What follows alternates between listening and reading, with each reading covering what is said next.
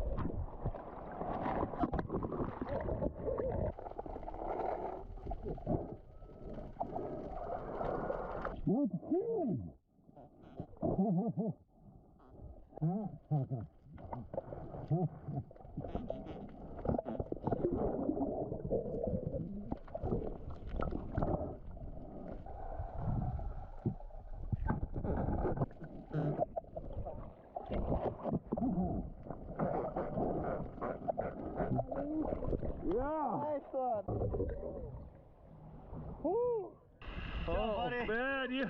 Man, that was awesome.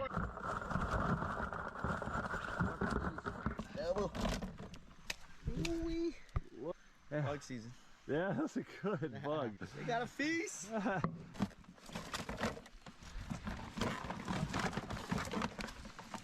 1, 2, 3, 4, 5, 6, 7, 8, 9, 10, 11. Oh, thank you again. That's awesome, man. There we go. That's a beauty. Thanks, guys. You're welcome. All right. Oh. Well, good morning, guys. After 4 hours of sleep, I've woken up to whales jumping outside of our condo. Oh, look at this. It's slapping. He's waving at us. Let's go.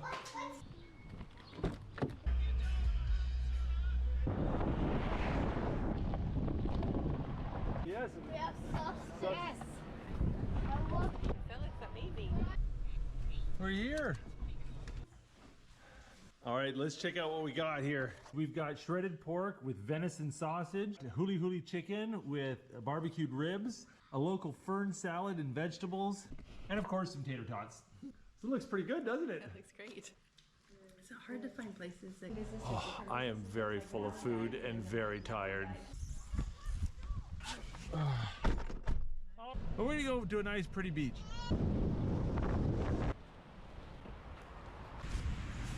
ran in the pit. I just home. I legit almost. I can't move, Dada. The water is snowing here. Do you see? Now the kids are playing in the tidal pool and Becca's painting, and a nice easy afternoon.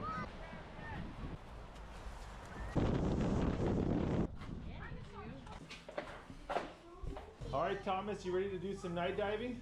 Yeah. I'm a glutton for punishment. I'm gonna go night diving 2 nights in a row. I'll sleep when I get back home. Flip-flop fell off when I was. Hello, are you Luke? Yes, I'm Luke. I'm Luke, Rebecca. Hi, Rebecca. All right, we got Rebecca and Bran here with Shoreline Snorkel, and they're gonna be taking me, Tommy, Patrick, and his son Axel out on a night dive. Awesome, well, we're stoked.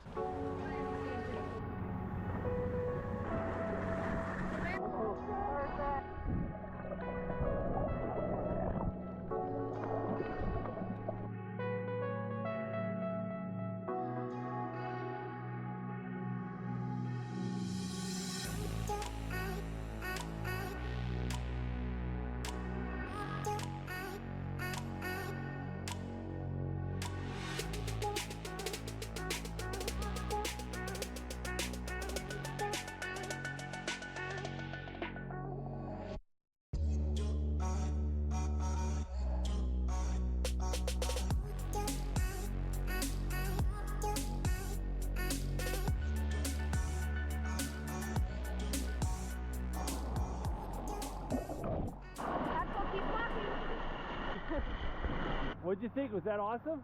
That was awesome, but those caterpillar creatures scared me half to death. You like staying up late and going snorkeling with me? Yes. All right, we'll have to do that again sometime. Well, good morning, Becca.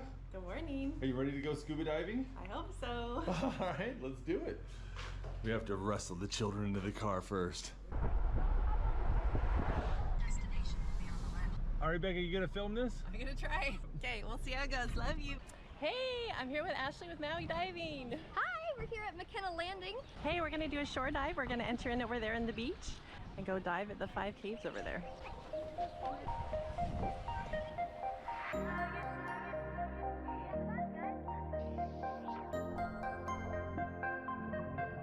Bonjour. Hi, Chad and Eve and Chris. Hope you're all doing good.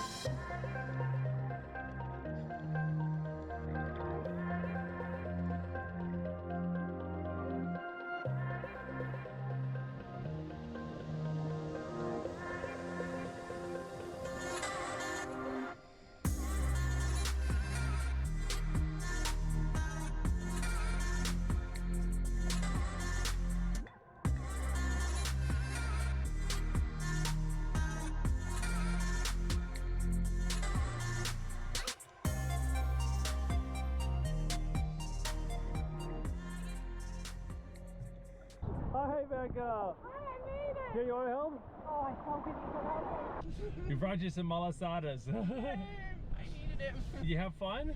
I had a great time. We got some lobsters to cook up. You guys want to go eat some lunch? Yeah.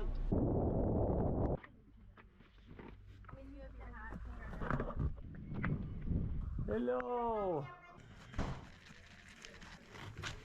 So sticky. Pull out the flesh like that. That's good. There you go. Yeah. It's just this really fruity flavor. It's like almost like a gummy bear fruity. Yeah. Should we cook up some lobsters? Oh yeah, let's do it. All right, let's do it. You might. It's sort of. Here in Hawaii, Take some of these wedges. Get that lime juice in there. Okay. Okay.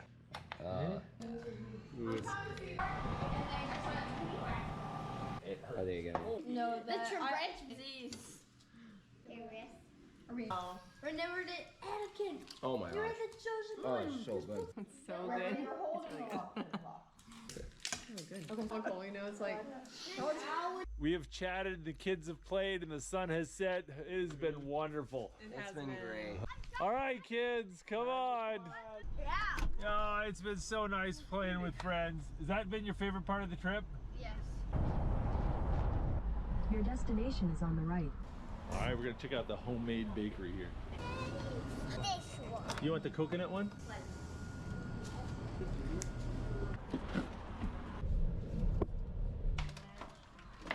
All right, look. There's an apple and coconut turnover. We got coconut ampon and sweet potato ampon. Ooh, that looks good.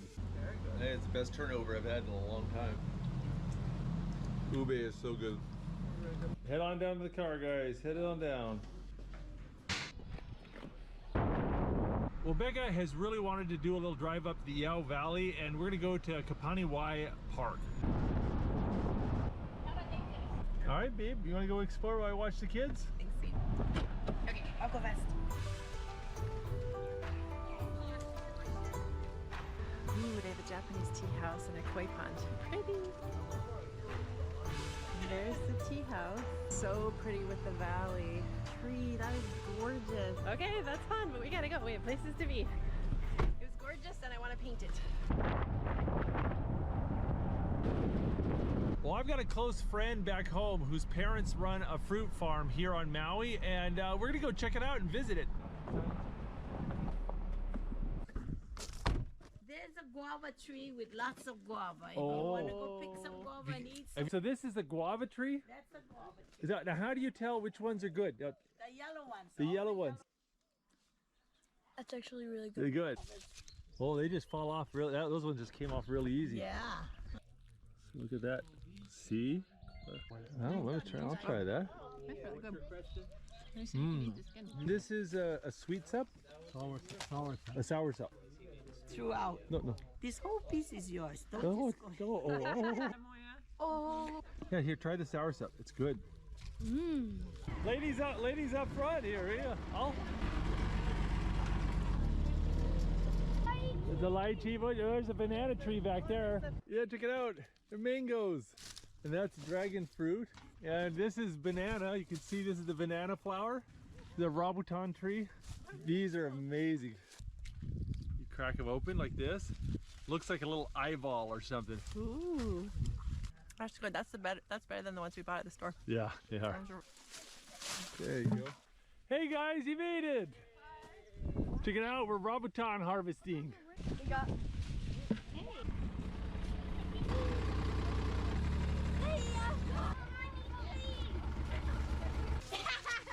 Check it out, this is a loquat tree. In Japanese, I think they're bima or pima or something. Biwa. Yeah, being from Alaska, I'm still amazed that food grows on trees. These are finger limes. Oh, finger limes. Either side, bite it off. Now you're gonna squeeze that. Look at that. This is called the caviar of limes. It fell before we Oh wow, even you gotta try it out. Ponderosa lemon. That is a huge lemon. This is cassava. This is what they make tapioca out of. It's edible root. Oh, They usually hang close to. look at that little baby jackfruit. This is that same enormous fruit we ate yesterday. Just a little growing baby version. And check it out, these are papaya trees right here. Oh wow. They're cutting down the banana tree to get all those bananas.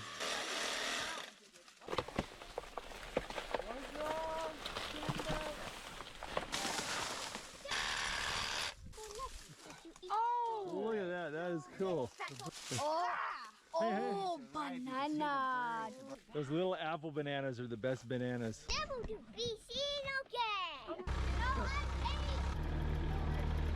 And this right here is a pomelo fruit. You get the size of a soccer ball and tastes like grapefruit. Oh, look at this. This is a breadfruit. Becca, That's come right. and pick it. Hey, Becca. You pick it by turning it, twisting it. Oh. Oh. Look at your breadfruit. You've harvested breadfruit. Becca's got the machete. That's why we have 3. You guys ready to knock this open? Oh yeah. You want to try?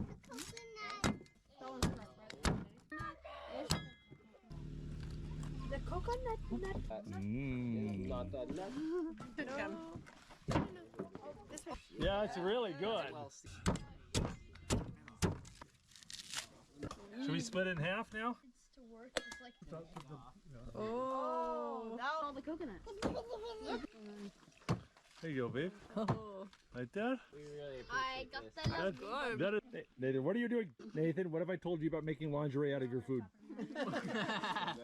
Oh, thank you so much. This has been wonderful. All right, boys, get in the car. Okay. Thanks, Patty. It's been good to see you, bud. It was so awesome. Well, thank you very much, River.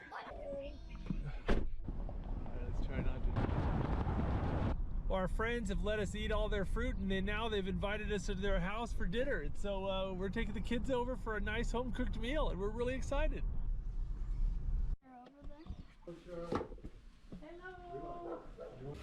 We've got soba noodle salad, namakizushi, nishime, And namasu. namasu, and mochi.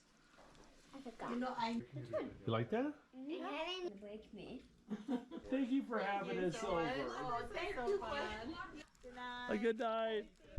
All right, Becca, should we go to the airport? Let's go to the airport.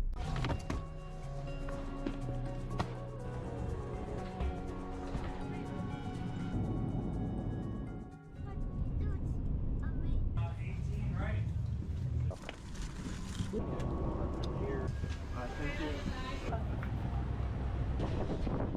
you. Bonjour. So, well, Becca, welcome Chris's to the island of 7th Molokai. weekend. Hop on in, baby. Grass. There's an axis deer just ran across the road behind us. So this is NUGLOCKEEE, the main town here in Molokai. Well, the plane ride here was a little bit bumpy, and I think Becca needs a little pick-me-up to kind of fight off the air sickness. What do you think? Oh, I might have to take it. melon mochi. Yes, yes. Honeydew melon mochi. There's everything about that I love. Oh, thank you very much. You feeling better already? It's helping. It's medicinal. Oh, that is really good. Try some candied papaya. Oh, we're off to a very healthy start today. Well, Becca, would you like to just drive around the island and see it? It's not a big island. I think we can drive around it pretty quick.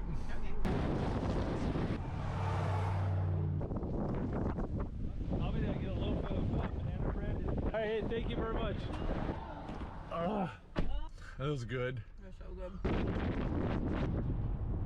Check it out, there's a little food stand. People will take the extra produce from their trees and chickens and stuff, and they'll put it out here, and it's just a little honor system to buy.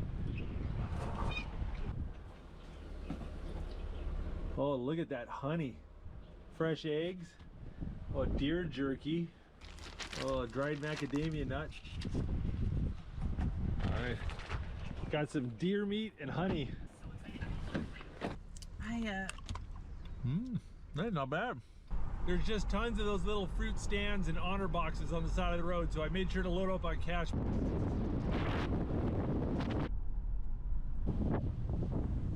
You know, look at this. We have driven past so many nice beaches.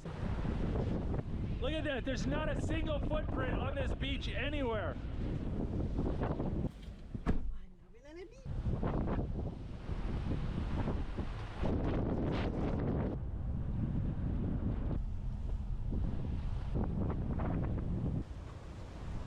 All right, this is as far east as you can drive on the island of Molokai, and this is Halawa Park. Look at that, that's gorgeous. There's just this little river here, and if you go across it, there's a massive black sand beach that stretches all the way over to the other side of that valley.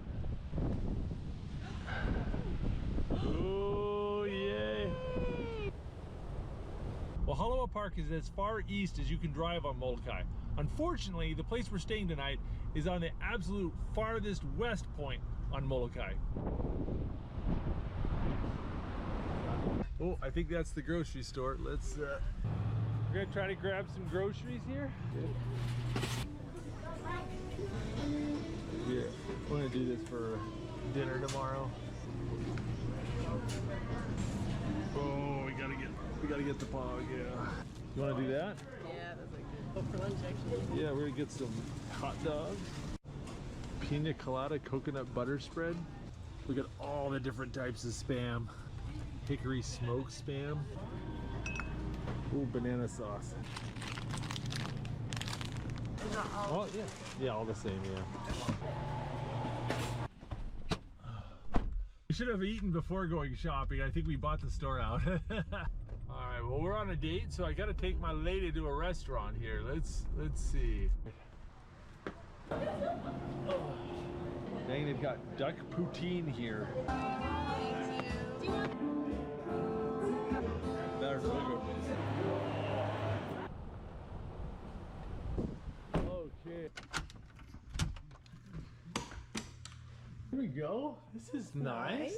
Well, we have a very early morning tomorrow, and we won't have time to make breakfast. Well, I'm gonna go ahead and make some Hawaiian sweetbread and maple Spam sandwiches for tomorrow morning. That maple Spam smells amazing.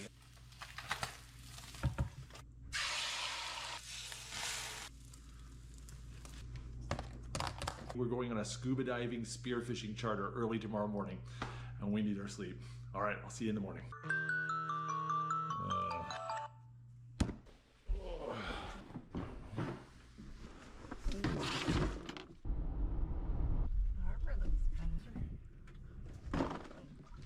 Alrighty. This is exciting. Just pulled up to this dive spot and look at that rainbow. Oh.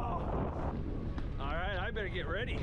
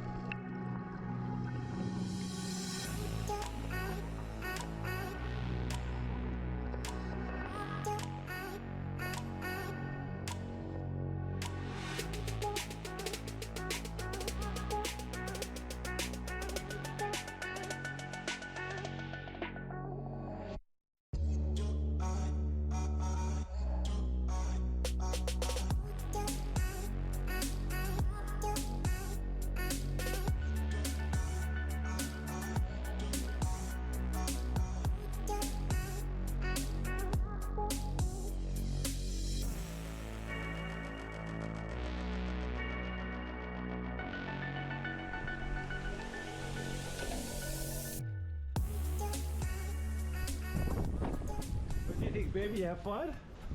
I had a great time. We saw lots of turtles. The cliff with the coral on it was really cool. It was great. Loved it. 420 feet deep. Yeah, so anyway, you'll see. Rika, would you like a spam sandwich? Which Oh. But Hi. That was free. Thank you so much. I'm glad you enjoyed that.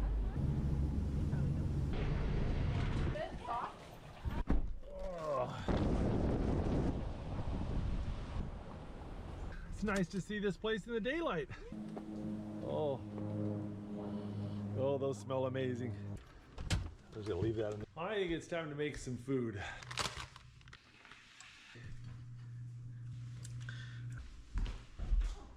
It's been a while. I think banana sauce is the best thing for hot dogs. It actually is kind of similar to ketchup. That's a good hot dog. Let me just leave that door unlocked too. Or like people just... Look at this, right by the beach. Yeah. There's deer tracks all over this beach. It's sunny, but I'm getting rained on. There's some wild turkeys right here in the road.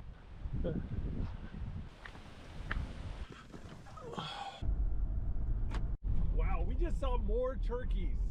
We've seen like 20 turkeys just today. I think there's a lot of ice cream flavors we still need to try. What do you think? We need a scuba treat. We're good.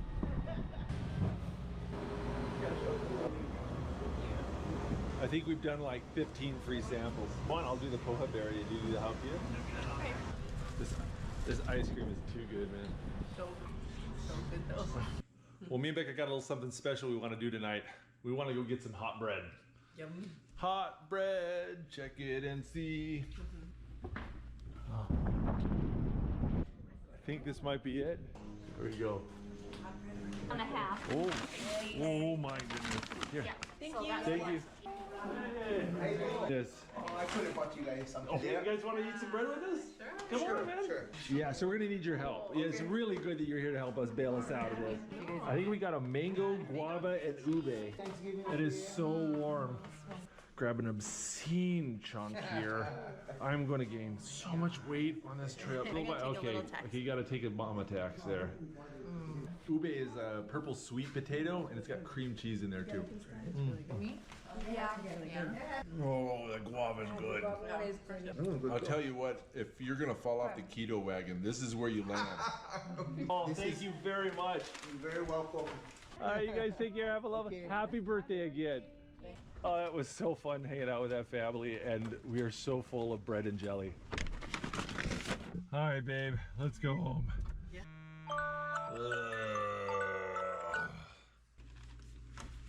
That's true when I was naive. Great. Oh, thank you. Well, I hope you guys take it as a compliment. There are very few things that can get me up at 5 a.m. 2 days in a row. Oh, it is a beautiful day, and it's a lot calmer, so we're gonna go try the west side of Molokai. Where you are, we're... There you go.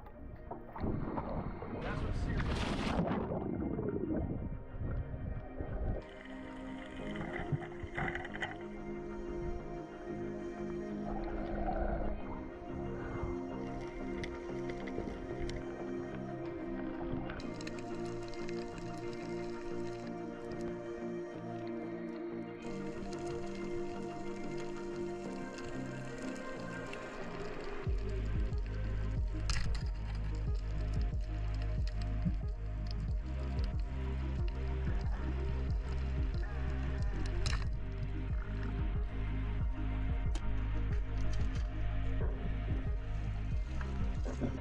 Becca, did you have a good time? I had a great time. What'd you see? Oh, lots of really nice coral, some really vibrant colors.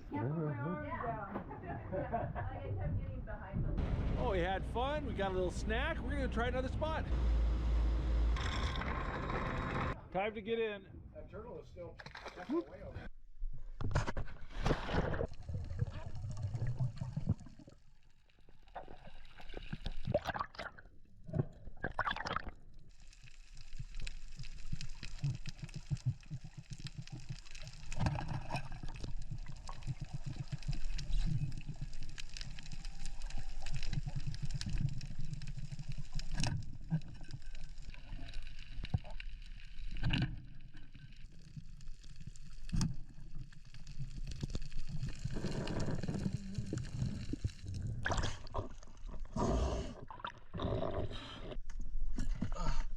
Down, I'll get it in a second.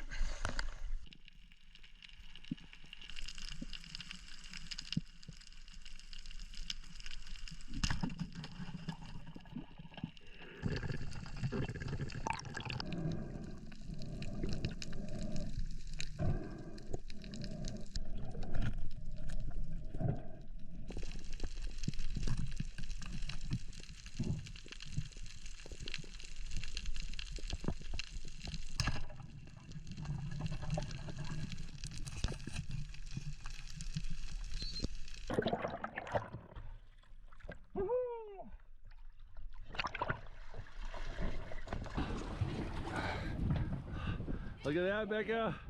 I got a moo. It's not a huge one, but it's not an embarrassing one either. Woohoo! I've wanted to shoot a moo for 2 years, and I've come so close and failed until today.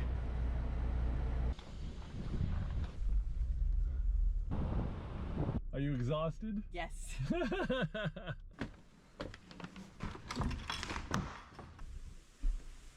Becca, is this your favorite part of the trip? So nice. I'm still so tired. Would you like some lunch? I'd love some. I'll go cook up some lunch.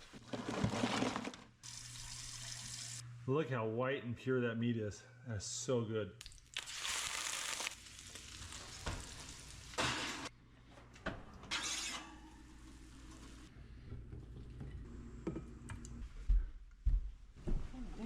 Here you go, babe. That's gorgeous. Good, that's really white fish. Yeah, it is very white. It's not a bad way to eat a lunch, huh? Oh, it has been lovely sitting out on that deck. I want to do something. I think I'm gonna go for a little swim. All right, baby. Be safe. Mwah. Come back safely. Oh yeah, well, I'll be back in just a little bit. Hey, Manna, but I'm ready. Well, me and my friend Mana here, we're gonna go to a little beach and try to poke a fish.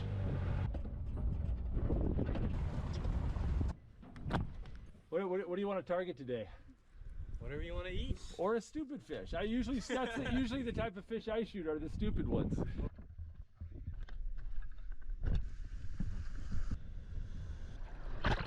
Right away we got into some fish. Mana took a shot at a big kumu and it tore off the spear and got away. I went down here and I saw a kala there and I knew his girlfriend wanted a kala, so I went ahead and grabbed this one. Kala is a unicorn fish, and you can see why they call it that. It's got a big horn on its forehead. But Mana did manage to find a papio, which is a baby alua, and he went ahead and shot it. It looked like he had a pretty good shot through the head there, and the fish tore off and started to swim off. But luckily he was kind of dazed, and so I was able to catch up with him and put a spear in him. And that's a papio. But we didn't have much time after that before the sun was starting to set, and we didn't want to be in the water in the dark, so we pulled out and we had a nice little stringer of fish. We ended up getting 3 of them. There we go, a nice little stringer of fish. Hey. Man, thank you so much. No problem. Hey, Becca. Oh wait, there's sand all over your lips. Hold on. send you kisses. It is late and it's time to go to bed. We need some rest. We're tired.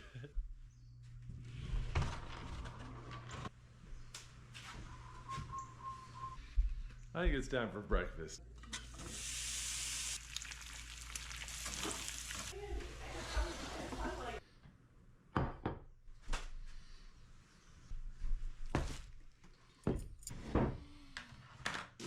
cinnamon sweetbread here. Oh, that is so gooey. Oh, that smells good. There you go, babe. Wow. We're gonna have to go back to healthy living soon. We gotta pack up on food. That bacon and eggs with banana sauce is good. That's really good. I think I'm gonna miss these meals on the balcony. This is nice.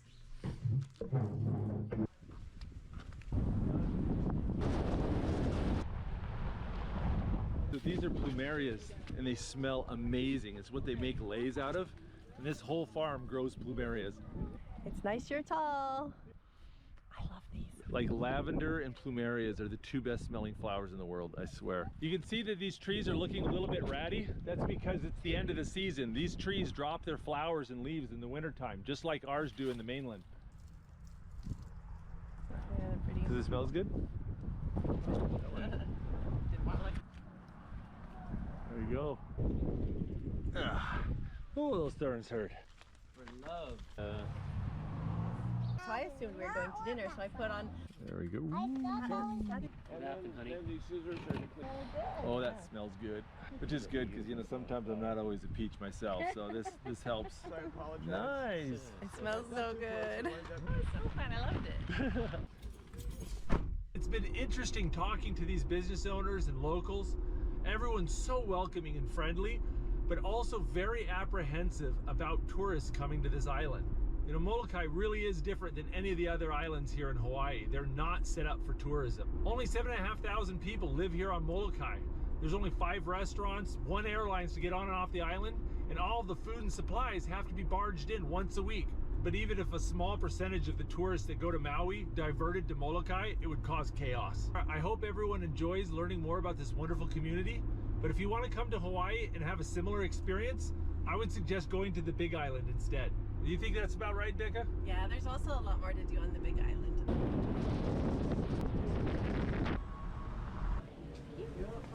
All right. Got the chicken katsu, got an ahi burger, and macadamia nut milkshake. Oh yeah, I'll help you out a little bit, babe. That was really good. It's been a while since I've had a milkshake. This one is amazing.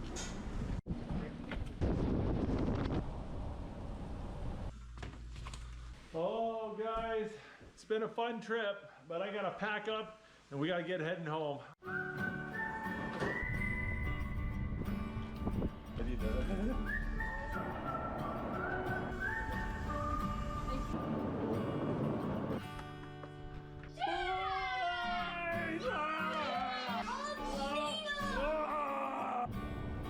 All right, boys, can I get your help?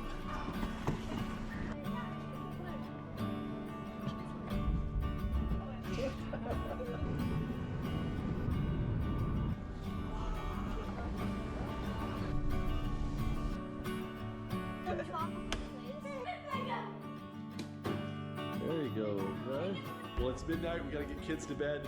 I'll see you guys tomorrow morning. We've got an amazing adventure ahead of us. Well, good morning and welcome to the island of Oahu. Everyone is tired. I think I need to go get some breakfast. All right, guys, we're gonna try the Koa Pancake House. Oh, Strawberry and a whipped cream and cheesecake. there you go. Give it a good push. Come get food! All right, you know it's gonna be awesome when they put all the whipped cream in a cup. Let's see, we've got, red velvet waffles, guava lava mochi waffle. This must be the macadamia nut pancakes. And of course, guava nectar. Thank you for my Hawaii juice. We were so hungry when we got off the plane last night. I swear at myself. That's so good. Oh, that was good. Well, guys, would you like to do a little drive? Kind of explore the island a little bit? No. Sounds lovely. Well, we got to bed about 1 a.m. last night, so everyone's exhausted. So we're gonna just kind of take it easy and explore the island a little bit. We also got some good friends, the South family, and we're gonna go by and see them as well. Hands down, the island of Oahu is the most populated island in all of Hawaii. There's about 1.4 million people who live in Hawaii, and almost 1 million people live just on the island of Oahu. It's very much a different feel than the other islands. Because it's so populated, finding places to stay and renting cars here is a little bit cheaper than other places like Maui. We've paid about $2,500 for our rental car in Maui. We paid $840 for our rental car here. It's so pretty. Honolulu and Waikiki are big cities, but once you get outside of that, it's actually got a really nice rural feel here on Oahu.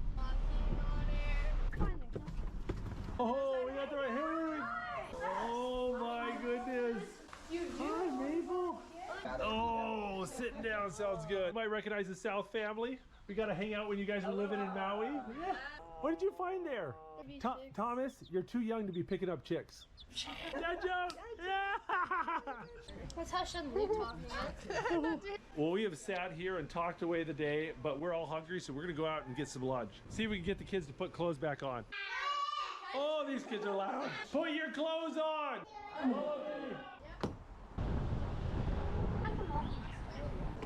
They got the squirt gun to keep the chickens away.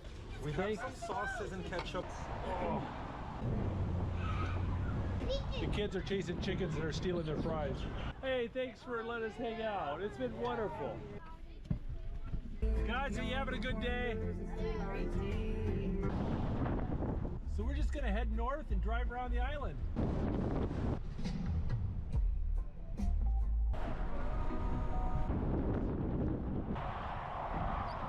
Well, Tommy is obsessed with World War II history, and there's a lot of it here on the island of Oahu. So we're gonna go check out an old military pillbox on the shore over here. Yeah.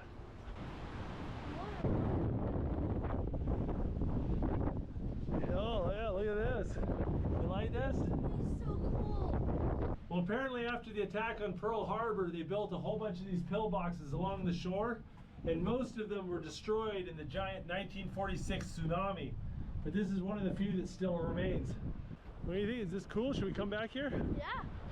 Alrighty. The pineapple farms! Look, there's our pineapple fields. I'm gonna go hit the grocery store, okay?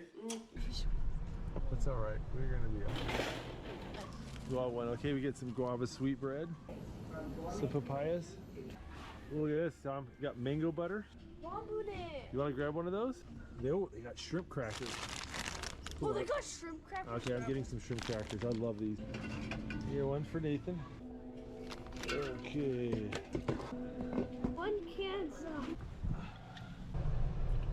We're gonna grab some dinner at a place called Fat Boys. It's a very promising name. Groceries and the food. Hello. Yeah. So there's 3 katsus and Tommy's got the beef. Oh, it's so good. Hey Jake, you got the warrior bento? So you've got a hot dog, fried spam, fried chicken, fried beef, and rice. Do you like your Fat Boy warrior bento? Uh-huh. I'll see you guys in the morning. Good morning, everybody. Good morning. We're just watching Pokemon in Paradise here. Well, if we're gonna enjoy this day, I better get up and at 'em, and I think I need to take a shower. I gotta show you guys the shower here. It's like a car wash.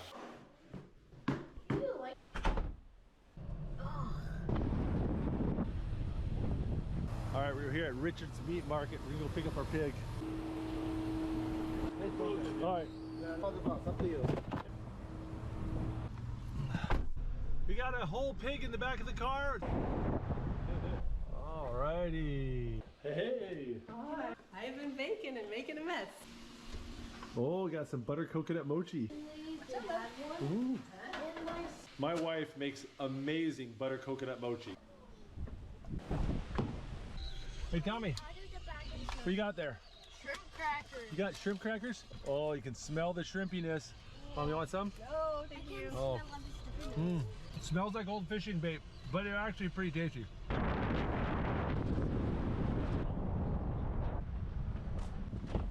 Oh, hey, Isaiah? Yeah. Hi. All right, good to see you. Good to see you too. You want to check out the pig? All right, let's. Oh, I see a snout. Oh, wow. Oh my God. Not bad. Oh, good. Looks like it's missing its guts. That's good.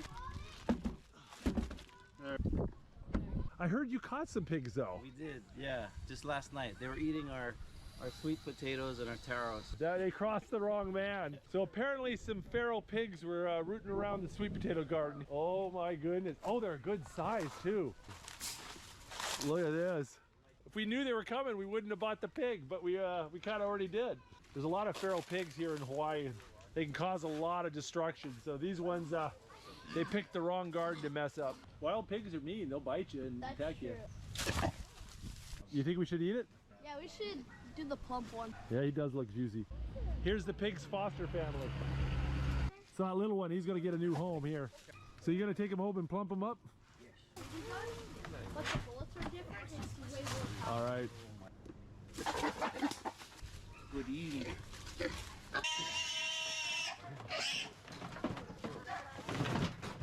So he's gonna go take him home and feed him and fatten him up a little bit. Well, this one's gonna join us for the luau tomorrow. Looks like I'm gonna be butchering a pig tomorrow. Tell my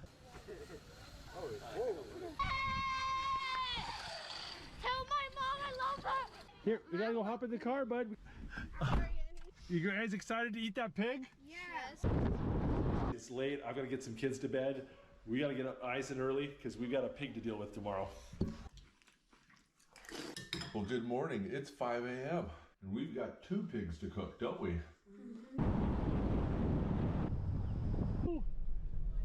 Oh, good morning.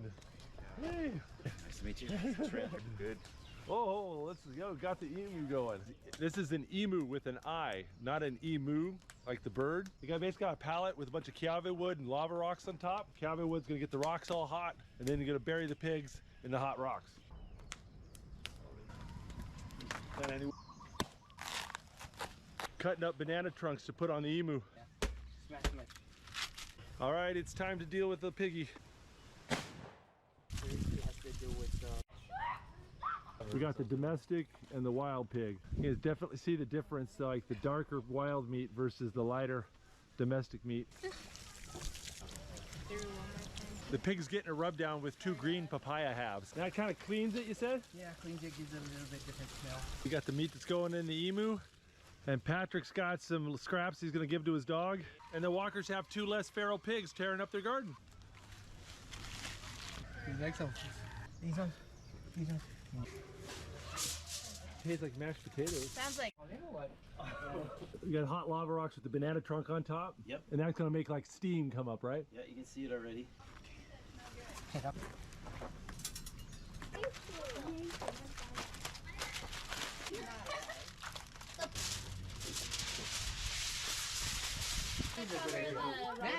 Extra insulation. They're broken. The idea is to seal it. Pull it back a little bit more. Isaiah, how many times have you done this? Probably about 30 times, maybe more. That's impressive.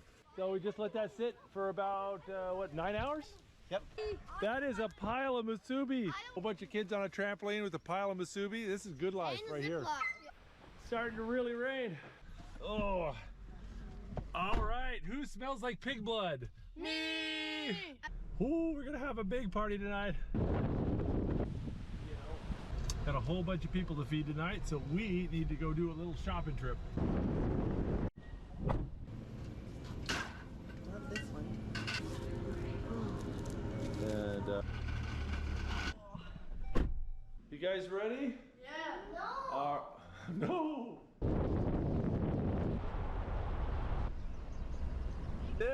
That's it over there.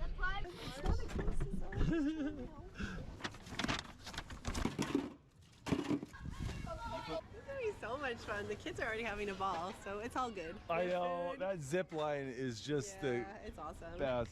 Yeah. Hey, how's it going? Oh, it's going good. It's been a little while. It has. Okay, so this is Keone Kawe. We served together in Fukuoka, Japan as missionaries back in 1999. Yep. Oh my goodness. Thanks for helping connecting me with Isaiah. We're making this all happen. It's amazing. Throw it on there. Oh, some more poi, macaroni salad, poke, lomi salmon. Might have overdone it, but we done it. So this is Becca's roommate from college, and turns out she already knows everybody here because she's a superstar. No. Because it's Hawaii and everybody knows everybody. Right now, I can't quite get into this. You want to come see the pig? It could be a lot of maple things. Feel the heat coming off there. Oh, it smells good. It's like that smoky, sweet smell. It's nice. Oh, look at the color on that. Oh, yeah. They're coming through.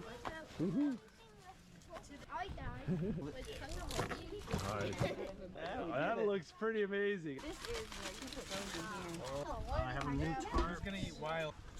Are the eyes good? I'm coming. Probably. You got some poi here, fermented taro root. Oh my goodness. Oh. Just to give us a go here. That feral pig is good. I thought it'd be more gamey than that. It's really good. You know, I think I like the feral pig better. It's kind of like white meat chicken versus dark meat chicken. Yes. If you like dark meat, you'll like the feral pig better. I'm gonna gain so much weight on this trip. Oh, Becca, was that fun? I had such a good time. That was so fun. Okay. Oh, thanks. Kawe here is president of BYU Hawaii here, the local college. And so I'm going to do a tour later on. Yes. Oh, thank you so much. Thank you. Oh. Thank you. Isaiah, that was the most amazing pig. That was... All right, guys, to the car. That was so much fun. It was so good to see Kawe. And Isaiah is a fascinating person. He's the vice president of BYU Hawaii. Their families are so nice. Yeah. Shall we get these kids to bed? Yeah. All righty. It's a beautiful low-key Sunday today. So we're just gonna go to church and take it easy. Ooh, I think it's time for some breakfast mochi. I want one. So good. So high in calories. When we were at the party yesterday, the Walker family gave Becca a puna kenekeneile. That Isaiah had made. Goodness, That's that smells beautiful. amazing. Oh, Becca, you look so good at that. Well, listen, we better get going to church though. Got a little bit of pig blood on my shoes. That's all right. I love the lake. All right, it's church time. We're putting the camera down. We'll see you guys in a little bit. Hey, do you guys have a good time? Yeah, we did. That was fun. Oh, I ran into an old friend from college. And we've met a lot of nice people. That was fun. Oh, good morning. We've run into a problem. Ever since we got here on Oahu, it's been windy and it's made the ocean really rough. Oh. And because of that wind, we've had to cancel a lot of charters. We were supposed to be snorkeling with sharks this morning. Nah, canceled. They had fishing trips we wanted to do. Those got canceled. And both me and Becca are recovering from some pretty nasty ear infections. So she can't go scuba diving, and I really got to be careful free diving. And it looks like neither the weather nor my ears are going to get better before the end of this trip. So we're just going to deal with it. I'm in Hawaii and I'm having a great time.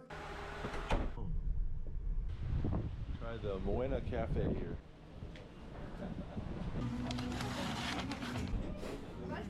Oh man, this menu looked awesome. Woohoo! We have sustenance, Becca. You gotta come check this out. Oh, these are two massive cinnamon roll pancakes. Huge slab of sweet bread French toast. That's mine. Kuloa pork eggs Benedict. Today though is a special day. It is Nathan's birthday. High five! My absolute favorite 9-year-old in the whole entire world. How's your mustache coming in? Because you're closer to being a man now. Nathan, you got half that pancake down? Oh, where'd you put that, in your pocket? Happy birthday, Nathan. All right, come on, Jake, let's go. Tommy, you wanna go spearfishing? Yes. Well, we need to get you a wetsuit. You outgrew your last one. Luckily, I know a guy. Yeah, nice to meet you too. Here's this. Okay. Oh wow. Gonna try on this new Waihana suit here. Oh, look at my cute little wetsuit boy. pretty cool. This is it's even got a magnetic pocket. Oh, that's nice. How far underwater can this go before it goes? 100 feet or 33 meters. You're kidding. Awesome. So this is like the regular, you know. Yeah, I like that. I like that. You never know. Great to meet you guys. Thank you so much. This is cool. I'm really excited to check this out. I have. Those were some of the owners of Waihana Wetsuits here in Hawaii. I've used their wetsuits for a while. I love them. So, and they hooked Tommy up. Woo!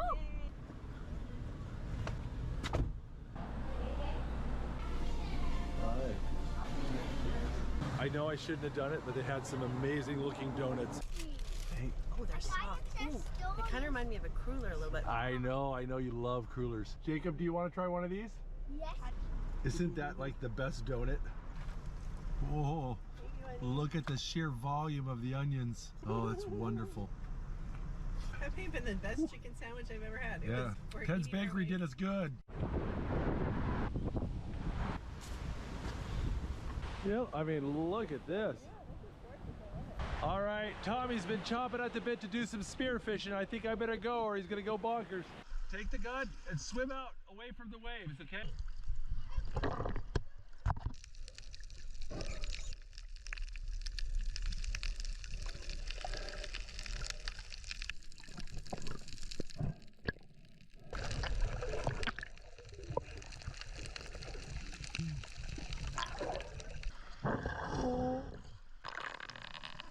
I would dove down about just like 8 feet and my ears just went, ah! All this green stuff came out of my nose. I just feel beat though. I'm so tired. You've been sick. Well, the kids are having a great time. It's so fun. I get lost.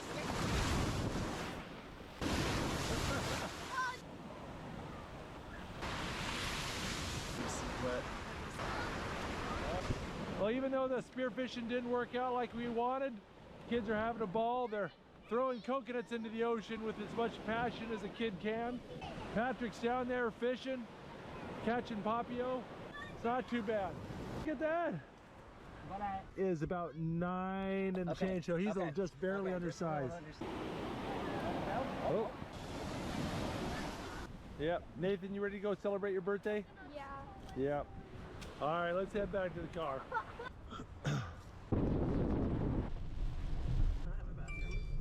Nathan, it's time for some birthday shave ice.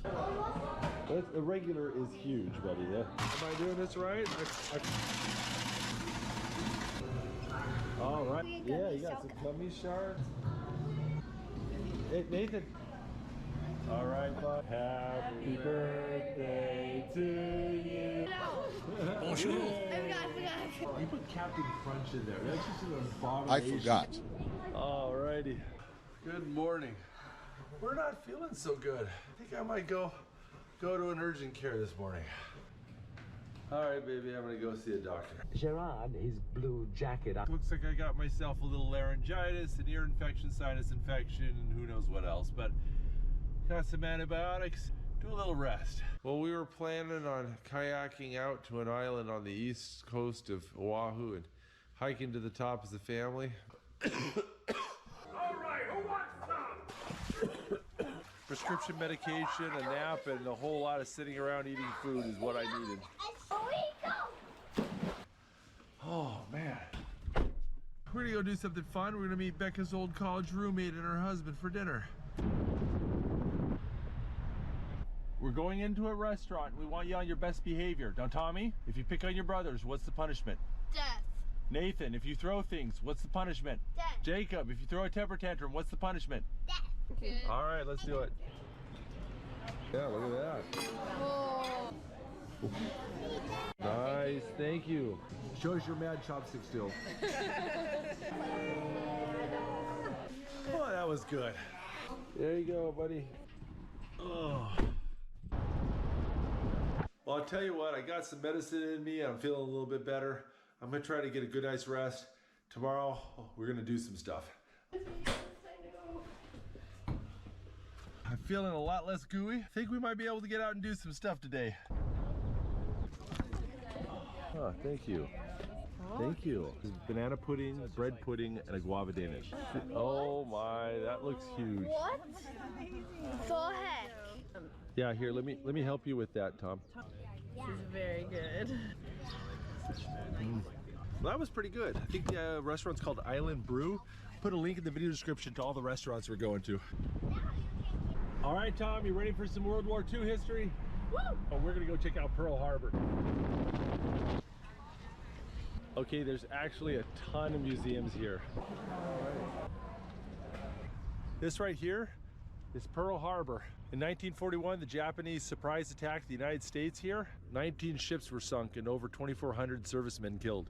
A lot of people died in one day here at Pearl Harbor. So this is the USS Missouri. I believe this is the battleship where they signed the peace treaty with Japan.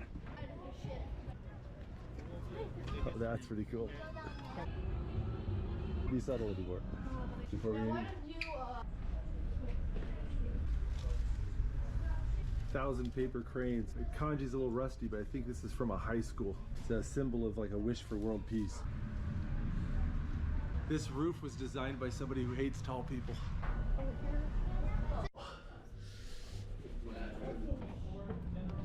This is where they accepted the surrender of the Japanese. Wait, this is the documents? We're going to do a private tour of the USS Bowfin. Hi. Nathan, nice to meet you. It'll be taken with the One step. watch your step. There's a couple things you can do. It's 21 inches in diameter. How do people live in the... All right, scoot over. In the Afghan War, yeah. Yeah. Bow planes and stirred planes. Here. Mom, there was a... And everything to execute the attacks was up here. That's a 5-inch gun shell. Holy cow. Wonder how many times these switches just get flipped and messed with. All the time. Allow the output of each of the generators. Weapons in each tube, and then another 4 in the stoves back here. Oh, and then we can shoot the gun? Well, no, You can pretend. You can pretend. This is Leave her at the butt? a 5-inch gun. Gonna hit one head into the museum.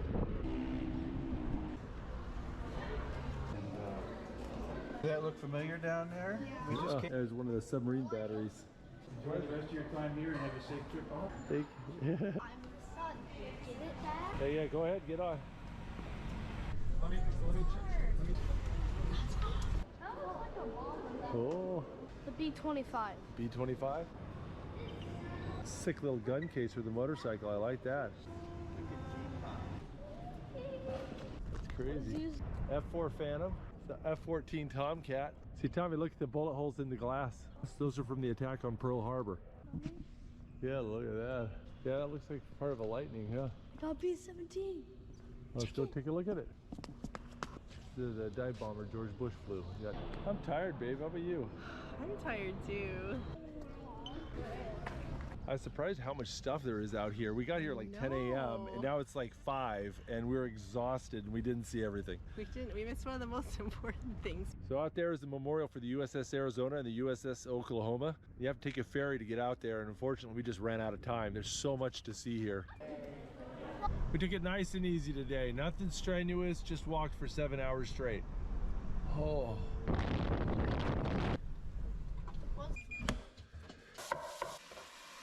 Alright, we got Mabadofu. Mabadofu. Hey, Mama. Right? You like that, Jake? Is it good? Yeah. Is that a good meal for today? It's not. We're gonna have some kulolo here. It's a sweet, squishy taro root. It tastes like honey and taro root to me. All the jiggly things are so good in Hawaii.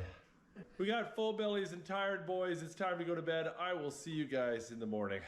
Oh. A little bit. Oh, look at those. These are good.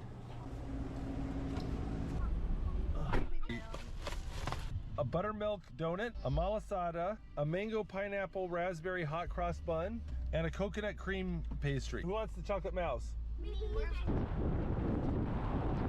All right, we're in the city of Laie and we're going to the BYU Hawaii College campus. My old mission companion, Keone Calloway, he asked me to do a little presentation to the student body today, so we're gonna do that. All right, is this it? Hey, it's good to meet you. I worked for about 9 years for a civil engineering firm growing up. How do you build collateral in our instance? like right now. What'd you think, babe? How'd that go? That was great. That was lots of fun. Oh, it's been a wonderful time. We got to visit with a lot of students and faculty here at the university, and it's been lovely. You guys, did you like that? Was that fun? That was so fun. Nathan's decided he wants to go here. I don't blame him. All right, you guys want to get a quick shave ice? All right, Tom, you and me. My favorite's a pina colada. All right, let's do one pina colada. Okay. All right, we're gonna have a Taiwanese shave ice called Bing. It's a milk base there. Oh, look at that. It's a lot creamier. All right, Tom, you want to give that a shot? Give it a try, see what you think. It's more like fresh snow rather than chunks of ice. Mm-hmm. You gotta try this, Mom. Ice. Taste it. That's the ice. Well, is that good? This It's like just- frozen cream instead of frozen ice. This is just the shape. All right. Oh. So guys, this is the Polynesian Cultural Center here in Laie. So we're excited to kind of check it out. Elijah and this is Norman from Samoa. Ah, hi. So you guys. Oh, 日本人ですか? Oh, すごい. 日本のどこから来ましたか? 東京。千葉. Ah, すごい. The group win the whole cup. Yeah. In the islands, and I'm an island boy. I know for about 7 to 8 Thank you. The way the Polynesian Cultural Center is set up, they have all these different little villages. They each represent a different Polynesian culture. So we're gonna kind of hop around and get to check out a lot of different cultures. Ah, thank you. Rebecca's roommate, Linda, who we had dinner with the other night, she sailed around the world on one of these. It's an elbow as right there. So it's from the husk of the coconut soup itself. Yeah, that's legit.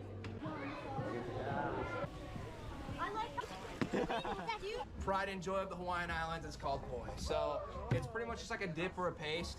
And usually ferment it, right? Yeah, so it can actually last up to a year unrefrigerated. Eat it with salty meats, something that like pork or fish. Yeah, it has more vitamin C than an orange, and so it's super healthy for you. Poi is a little bit like sour cream. It's a light flavor with a little bit of tang to it, but there's kind of different variety. I'll show you guys how we throw it.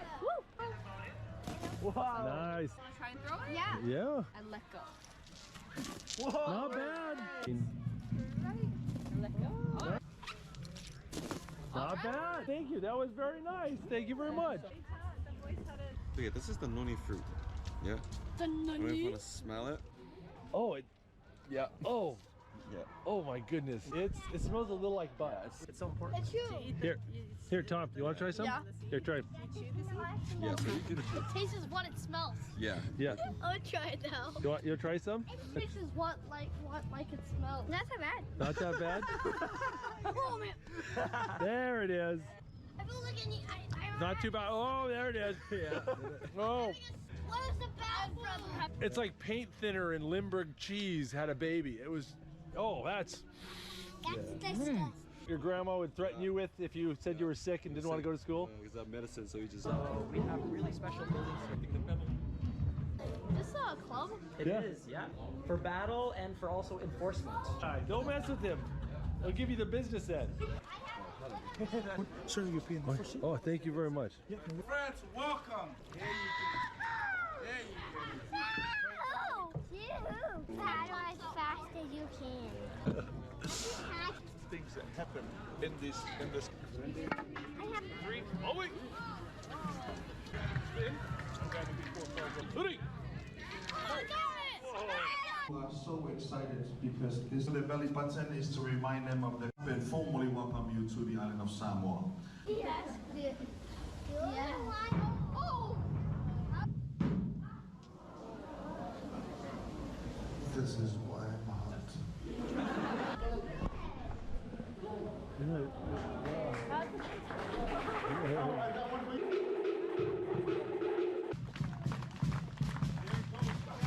Sorry guys, not today.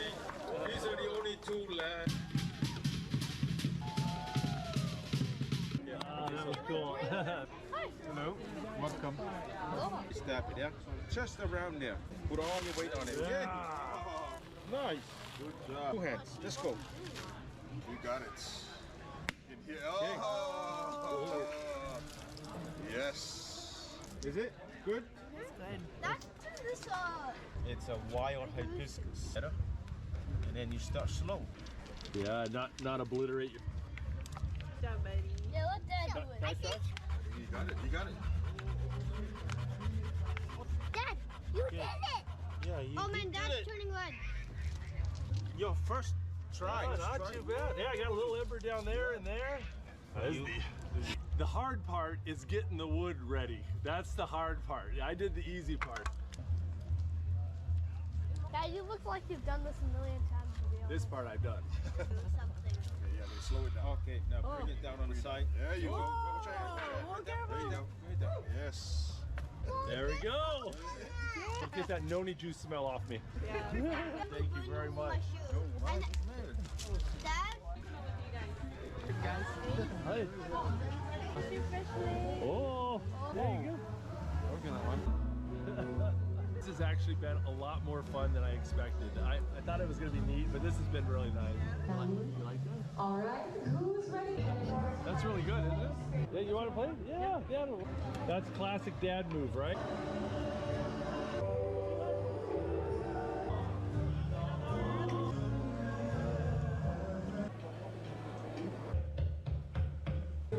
Hey, go with Tommy. Push out with your flag. And that was so fun. The food was amazing too. I think we underestimated two things coming here. The kids like this way more than I expected. Yeah. And it's way bigger than I expected with a lot more to see. J78. Boom shakalaka.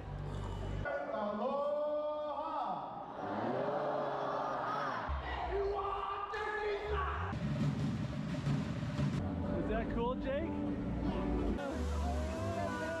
Oh, that was fun. Get in. Well, let's get going home. I am tired. I really wanted that Kahlua pork eggs Benedict again, so we went and got some. Which one is it? We've been eating our way through Oahu. I am gonna have to do some serious weight loss when I get home. Oh, this has been a fun trip. But this trip to Oahu means that we've now filmed and traveled to every public island in Hawaii. And it's been interesting. My opinions of the different islands has changed a lot. So after being to all the islands, here's my recommendations. All of the islands are good for different reasons, but my number one is probably the Big Island of Hawaii. It's just cheaper, it's not as crowded, there's lots to do. I really like the Big Island.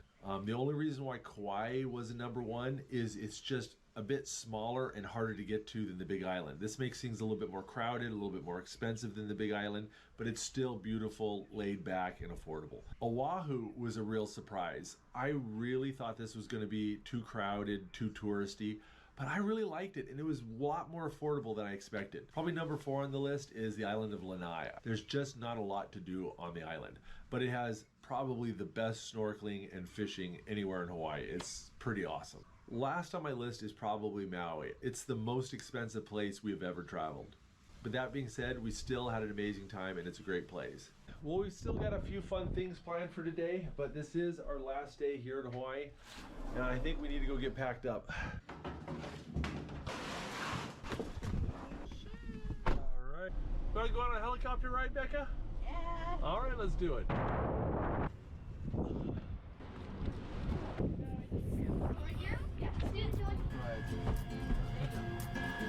Nothing to hold me back, take my time, just enjoy the ride. I know man, passing by, life is good, best I've ever felt. Get me up, somewhere new, somewhere I can't find myself. Oh, I feel so alive. As I reach out to the sky. I found my way.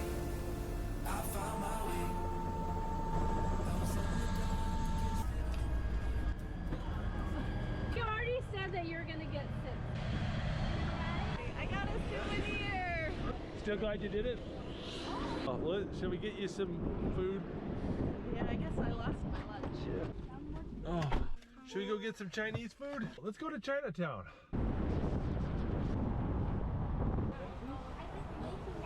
They have crispy duck. They're fried spring rolls. We got some steamed bao to take on the plane. Watch out. Give it a pull.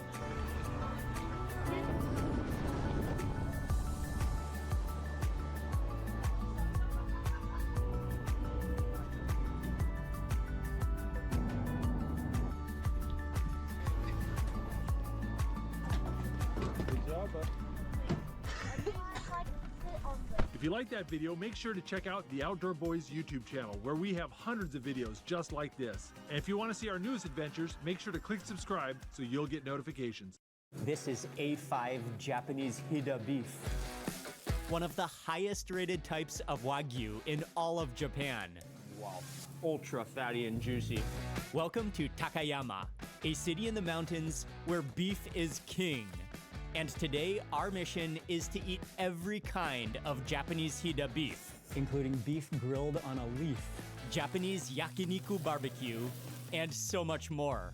If we can pull this off and manage to eat everything that I have on the list for today, this might be one of the greatest single days of beef eating of all time. And we're starting with sushi.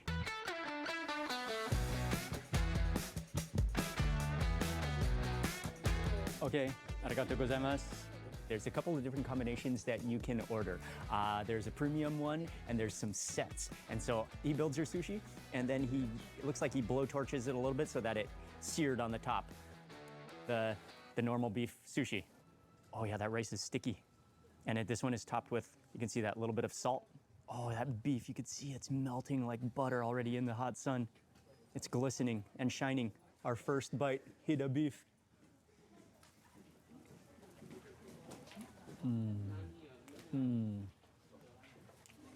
Oh, that texture almost has this crunch in your mouth with the fattiness like melting, the flavor of the salt. And I think actually just scorching it with the blowtorch just brings out the smoky flavor of it. Okay, next up we have the next piece with little slices of steak. Oh, the yolk almost wobbled out. Little pieces of steak sliced. Looks like they're lightly grilled, and then with a yolk.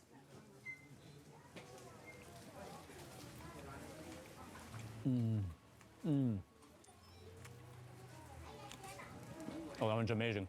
With the juicy pieces of beef, with that yolk hydration wrapped up in that fragrant seaweed. And then next up for that premium, the rice is kind of sticky. And this one looks a little bit, maybe because it's premium, it looks a little bit less grilled, so you see the rawness of the Hida beef. You can even see the marble of the beef.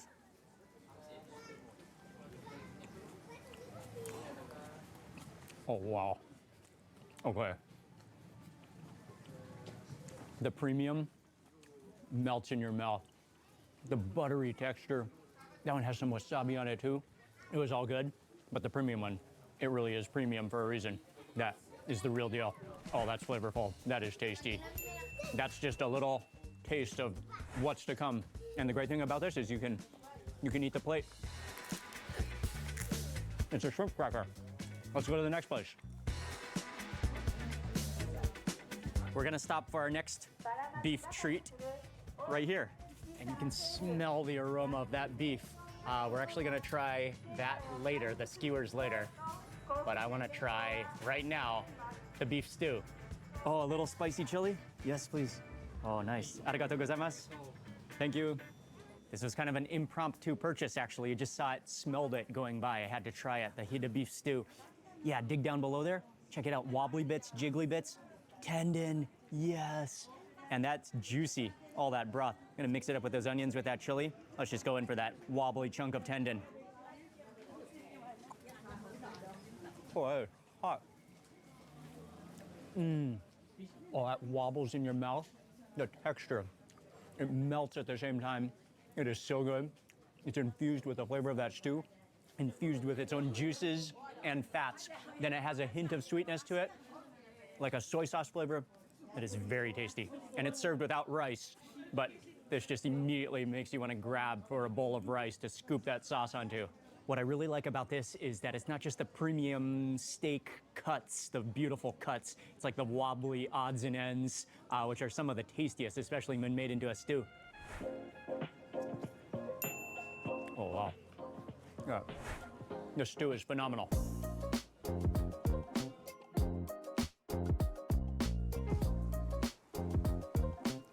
I was so excited to jump into that sushi that I forgot to even really introduce where we are. But welcome to Takayama.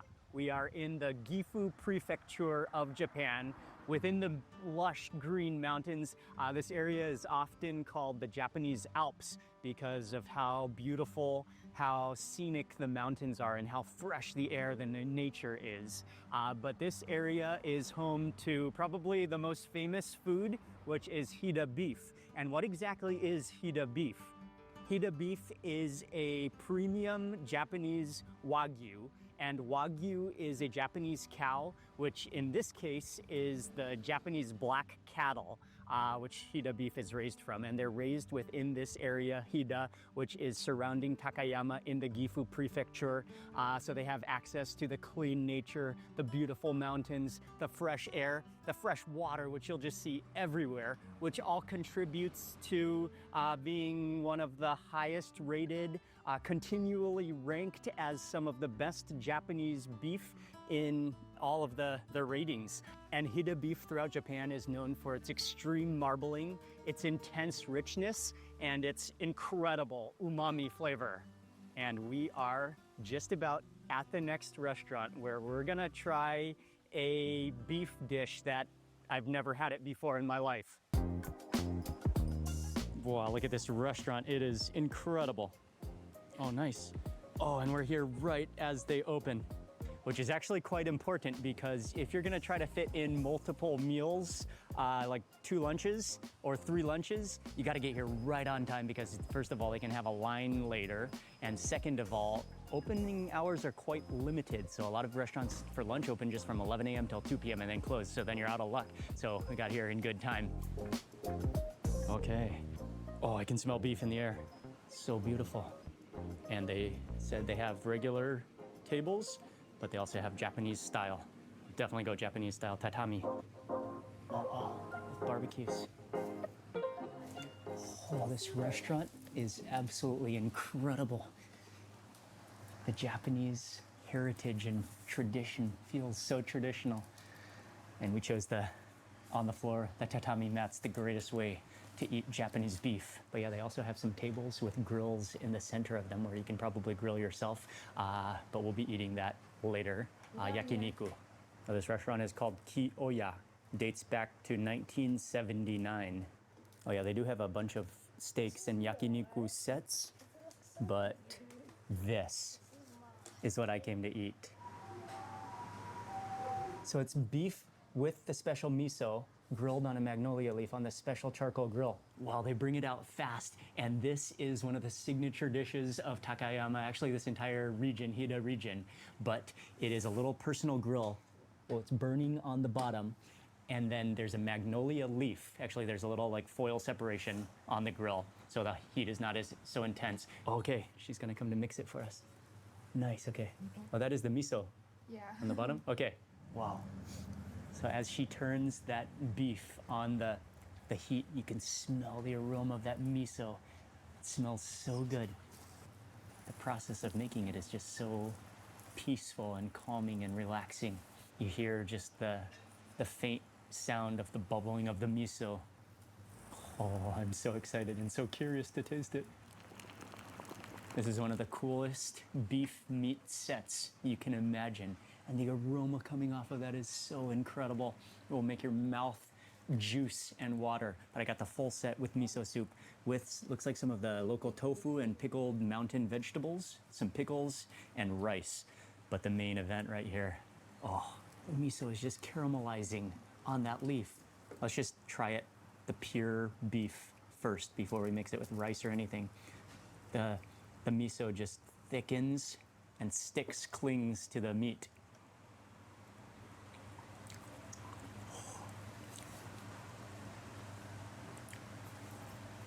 Oh Oh, wow. First of all, the texture and flavor of the beef, the Hida beef, it's tender, and as you bite down, juices of the meat come out, just unleash into your taste buds in your mouth. And then on top of that, you've got that glaze of miso, which has this fermented umami, has this natural sweetness to it, and has this saltiness. And because it's been grilled, it thickens, it caramelizes, brings out the sugars, and glazes every piece of that beef with that smokiness. Oh, that's incredible. Let me take my next piece. Yeah, can you see that, the way that miso is just sticking? Okay, now I'll put it onto my rice with the rice and the miso paste.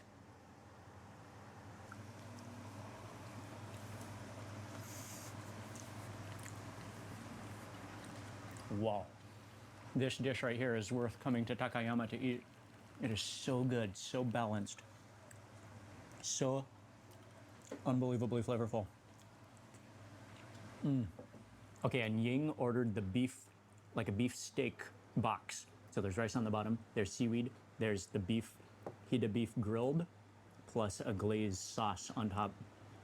Oh, look at that, you can see the marbling on in the center. Oh, it's glistening and juicy with that sauce. And then the best thing to do though is to dig down. The rice absorbs the sauce and the beef juice, and then you get it all in one bite for the perfect bite. Oh, here's another dish we have to try, the Hida beef box.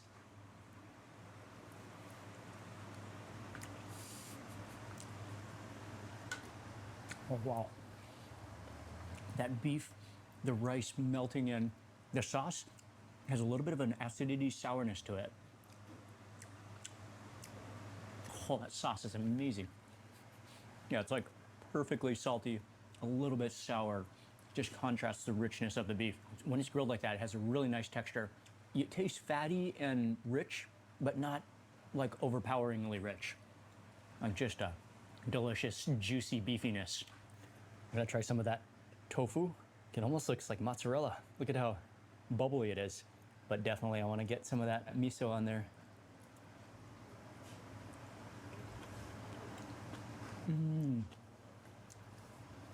That's a unique type of tofu. It's juicy and bubbly. It almost kind of feels cheesy. And some of the mountain vegetables. Oh, it tastes like sesame oil. Maybe preserved with sesame. And that crunch. Fantastic. What a meal. And then I'm always excited for miso soup.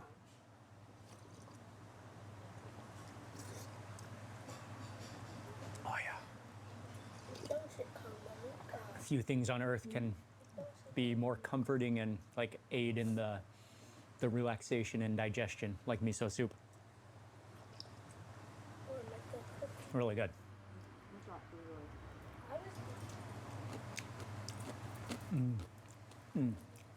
I love that crispness. Maybe a type of preserved turnip or radish. Yeah, the best thing to do is just scrape up all that miso onto your rice with the beef.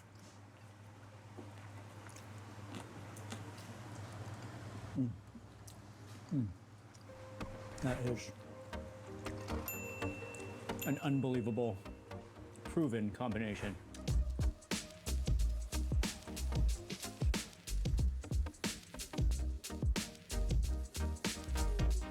Next up, we are at a renowned soba restaurant. Soba are some of my favorite noodles in Japan, made from buckwheat. But this restaurant, they specialize in 100% buckwheat, which is not that common. Oftentimes it's mixed with regular flour. They have 100% buckwheat noodles. And of course, they have Hida beef with soba. The Hida beef only comes with the hot soba here, not the dipping cold soba. So we'll try the hot soba. And I'm really excited also because they have both white and black soba. Black soba is 100% buckwheat using the husks as well. Okay, arigatou gozaimasu.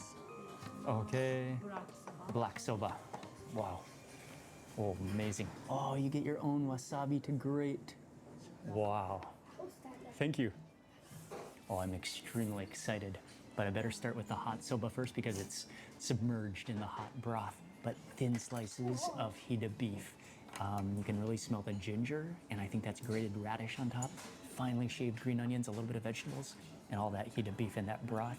And one amazing bonus is she said there's chili on the table. Yes, we have to add chili, but first let's taste the broth and the soba.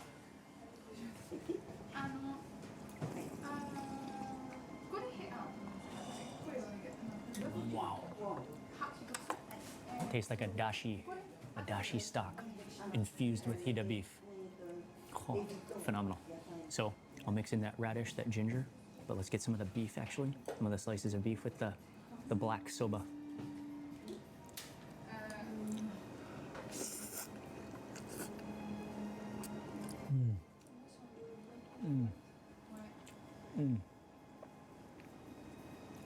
Wow.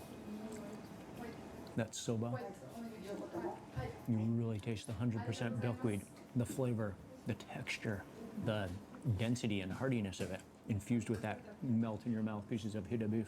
Oh, that is tasty. Okay, mix in with that radish with the ginger. Oh, you gotta get some of the soba, plus some of the beef on every bite.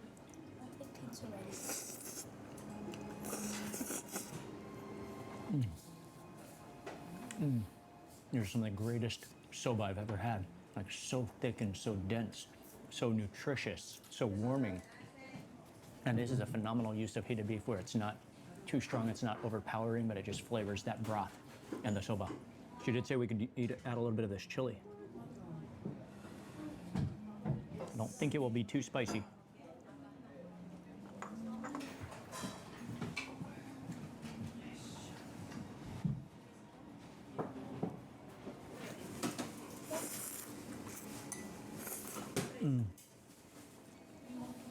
Good. Oh, with that chili, actually. Oh, that does. It's not like very spicy, but it has a little bit of like zinginess to your tongue. Almost a little tingly Sichuan peppery. It's unbelievable. But let's try the cold soba. And I love they serve it with a piece of wasabi that you grate yourself. So it says you go around in a circular motion, you can feel it grating. I'm getting the wasabi. Oh, you smell that aroma coming out. Okay, now you put in the radish and the green onions into your dipping sauce. And then you put in the wasabi. This is like a little fine bamboo brush. Then you pour in your dip. And these are also the black soba noodles. You can tell that they're handmade because they're uneven and they're kind of squarish, kneaded out, rolled out, folded, and then hand sliced for that cut. I think the key is to just not take too much at a time. Yeah, you gotta learn from the Japanese way. Don't overdo it in one bite. Yeah, my tendency is to want to just take a giant bite because it's so good, but actually you should just take like 4 noodles per chopstick bite and just enjoy them. Take the time to enjoy them.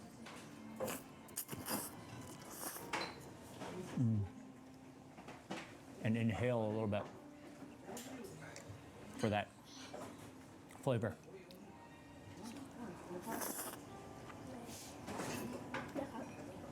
Wow.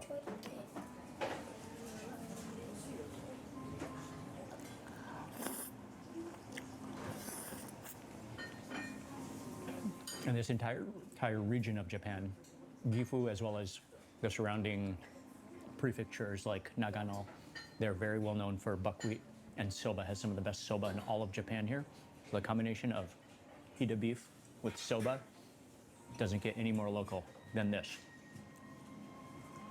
That soba was impressive. And then there's one last custom you need to do. So this is the soba water, the water that the soba noodles were boiled in. Pour it into your cup. Then you drink this as like the digestion.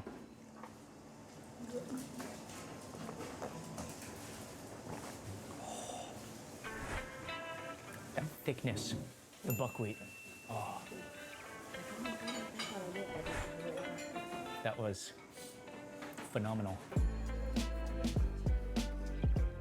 Takayama This town is just incredible, historical, and it is the perfect time after you've had a few meals. It's the perfect opportunity to just take a leisurely stroll, digest a little bit, enjoy the atmosphere and the history.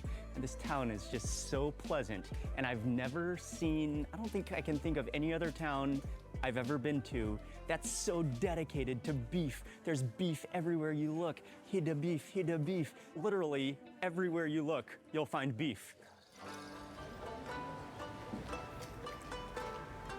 Takayama was mainly developed in the 16th and 17th centuries during the Edo period of Japan. And it was originally a castle town. It was fortified. And one of the reasons why it's so well preserved, especially the wooden buildings, the architecture, the heritage, is because of its remote, isolated position within the mountains, which are called the Japanese Alps. And so that's largely why it has remained extremely well preserved, to the point where it has a nickname, and a lot of people still call it Little Kyoto.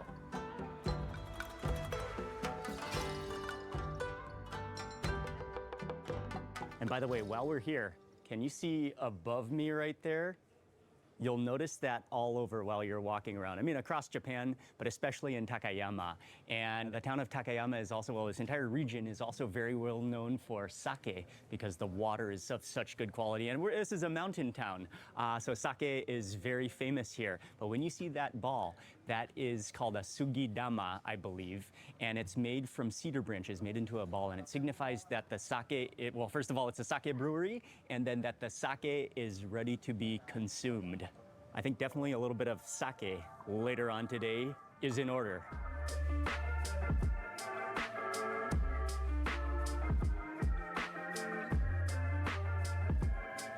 You just walk around and you get wafts of hida beef throughout this entire town. This is truly a beef paradise. And the next place we're eating is this little stall right behind me, where he's grilling skewers of hida beef.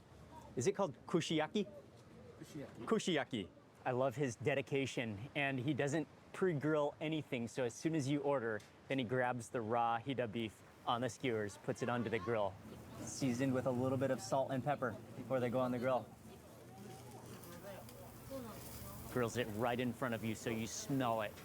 You get hungry as he's cooking it, and then he just grills it precise amount so you can tell it's just seared on the outside. Arigatou gozaimasu.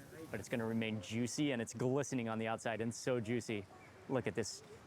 It's just like a waterfall of juice, and melted beef fat are cascading down.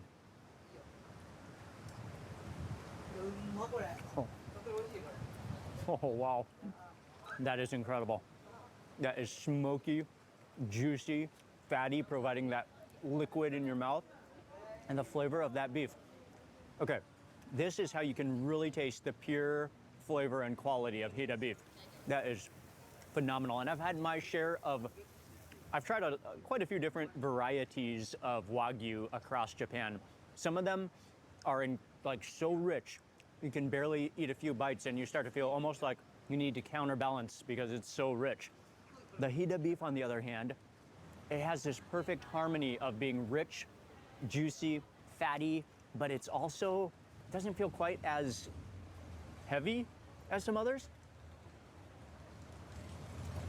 At least I think so far. And the flavor is phenomenal. It melts in your mouth. Oh, they go down way too easily. I didn't even realize it. And I finished a skewer and moving on to the next. One of the greatest single beef skewers ever. And when you're finished, there's not a garbage, but there's a little, look how organized it is, a little place. Okay, put it in, slide it in, and you put your sticks here.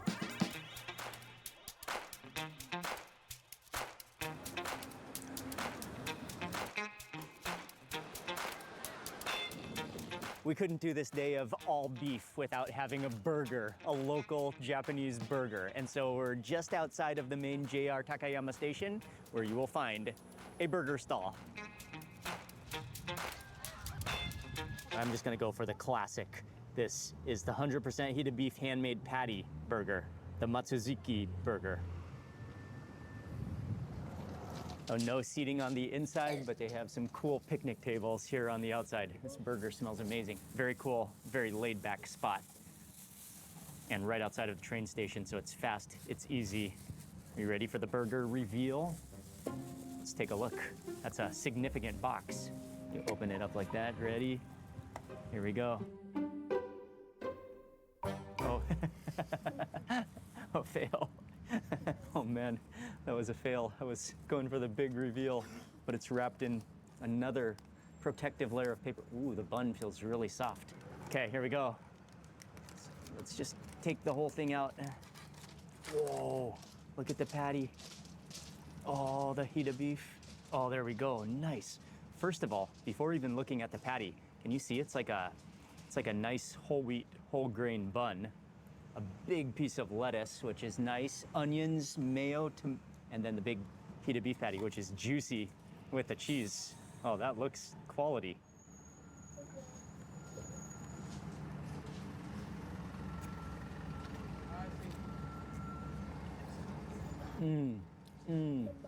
The juicy fattiness of that heated beef.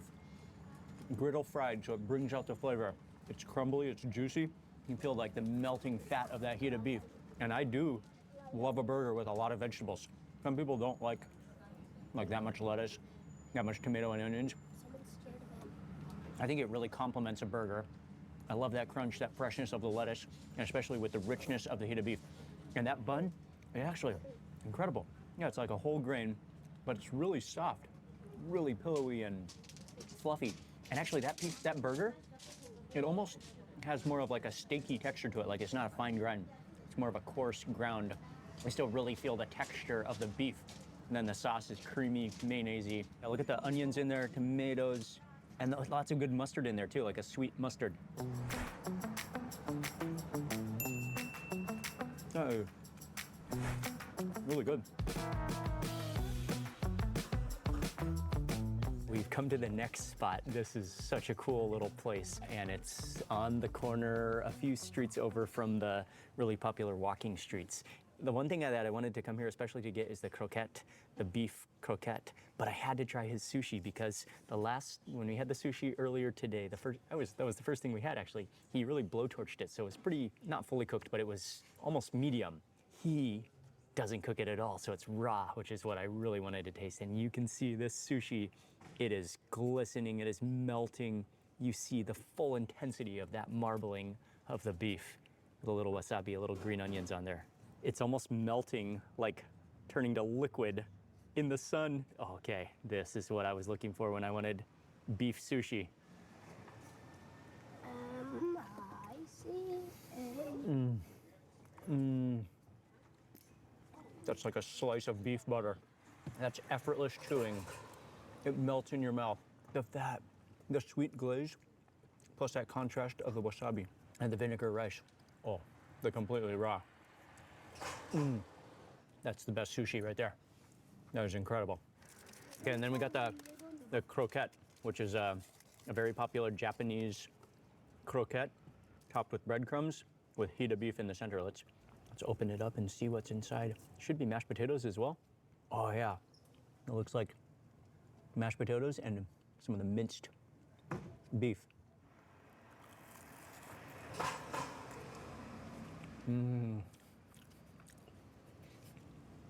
It's salty, it's crispy, the creaminess of the mashed potatoes, the flavor of the beef, and a hint of sweetness as well to contrast the savory saltiness. Oh, these are just like little pick-me-up beef snacks in Takayama. Oh, this is really good. You can taste the quality here. He's doing a great job. It's so delicate. We still have more beef to eat.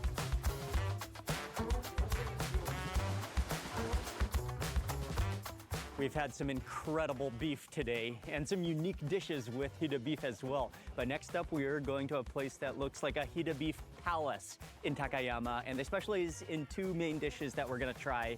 One of them is Japanese barbecue. According to Tabelog, which is a Japanese food rating website, this is one of the top rated yakiniku restaurants in all of Takayama.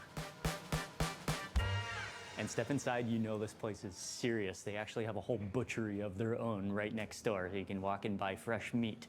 And then you step inside the restaurant and you're just greeted by all of these awards that they have won. It's almost a champion. They're champion breeders, breeding Hida cattle right here. So I think they have their own farms where they get their own beef from. But all the grades and all the awards that they have won for their Hida beef. This place is serious, and luckily we are here at a pretty off-peak time in the late afternoon. So there's not a long line, I don't think, but I know they have a pretty long queuing system because it can get really packed. And it's all ordering from the phone. Got all the premium A5 Hida beef available. Well, this restaurant specializes in Japanese barbecue yakiniku as well as shabu shabu and sukiyaki. However, you can't order all of them simultaneously because there's only one indentation in your table for one dish at a time. So we're gonna eat shabu shabu first, and then after that, we'll eat Japanese barbecue for the premium, the A5 Hida beef, the ultimate. But first, let's try the shabu shabu, which I'm also very excited to try. Okay. Arigatou gozaimasu. Okay. Thank you. Okay, so we're beginning with the shabu shabu. But before we have the shabu shabu, gotta have some local sake. And this is from here. Cheers to a day of beef and beyond. Oh yeah, that's refreshing. Oh, nice. So I have to tell you that because what we're gonna eat next, the barbecue, we're definitely gonna get the A5, the extremely marbled, fatty, best quality beef. So for the shabu shabu, I decided to go for the leaner meat Hida beef. So it's not nearly as fatty because, yeah, otherwise that's gonna be a lot of meat and it's gonna be a lot of richness. So the first step to making shabu shabu though, it looks like it's just really light. Maybe just water with some kombu, some seaweed in there, and you're supposed to put in all the vegetables. Okay, so we'll add in the leeks. There's some mushrooms, green vegetables, some cabbage, and then also some tofu. We'll add it all in. And then once that starts boiling, then we boil the beef separately. All the vegetables are in. Now in the meantime, as that's boiling, let's prepare our sauce. Then pour in some of the shabu shabu sauce, top it with some green onions. So another sauce, which I think this is more of a sesame paste sauce. Okay, the soup is boiling. Time to pick up a piece of beef. And these beef pieces look huge. It's like a thick slice, it's folded. Look at the size of this. That's a giant piece of beef. That's a massive slice going in. Put it into that bubbling water. And you want to stir it around just for a few times. And I think we're just about good. I think that's good right there. Oh, that's like a steak. Oh, look at the wobbliness of that. A huge piece of beef, so I think I'm just gonna dip a piece of it and bite, because I want to try the other sauce as well.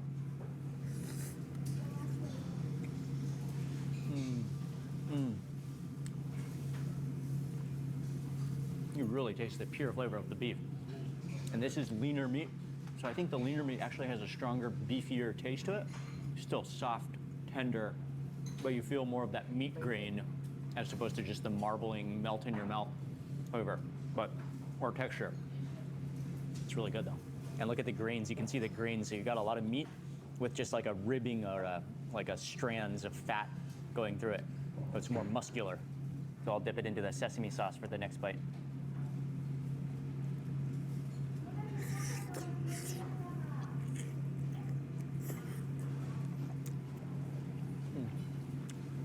Oh, with the sesame sauce, that's good too. Both sauces are good. I like the vinegary sauce more though. And then better start eating some of these vegetables as well.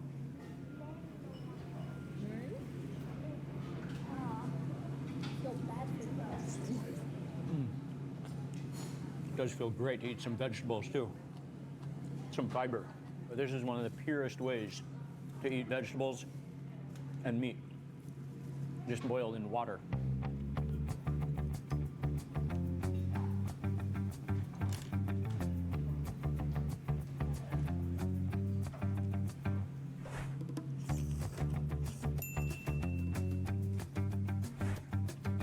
Amazing. The beef has arrived. Japanese A5 Hida beef, 4 different cuts. You see the different varying levels of fat and marbling in all of them, starting with the least amount of fat, yet look at that intense web of fat marbling throughout and mixed in with the red meat. Then you have a steak over here. Then you have some chunks over here, which are quite a lot of fat. And then you have these slices that look like pure cow butter. So we're gonna try them all. Okay, but first thing you do is take the actual chunk of fat and you oil down, grease down the griddle. I'm gonna start with this one back here, which I think is the sirloin. It's the sirloin steak. You can see that streakiness. And look at the fat content. Oh, it immediately hisses the fat. Here, we'll grill it.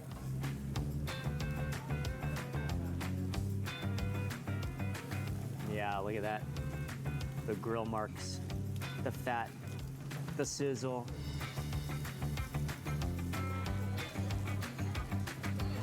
Oh, okay, I think that's perfect. You definitely don't want to overcook it.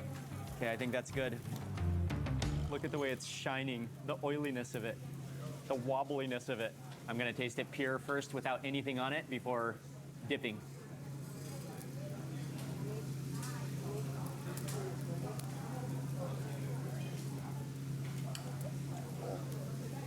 Wow. Ultra fatty and juicy. Melts in your mouth, and as you keep on biting, it's like the oils just touch all the taste buds in your mouth. It's so rich. Can you see the fatty juiciness of that? Oh, that's incredible.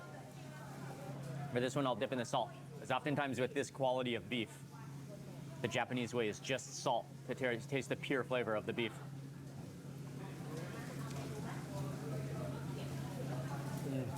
You just want to savor it.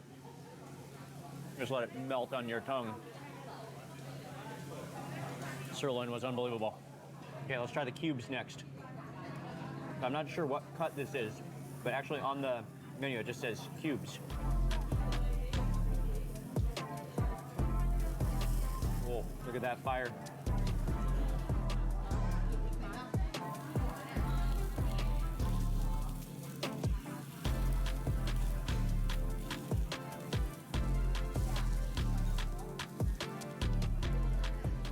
Okay, this piece is ready.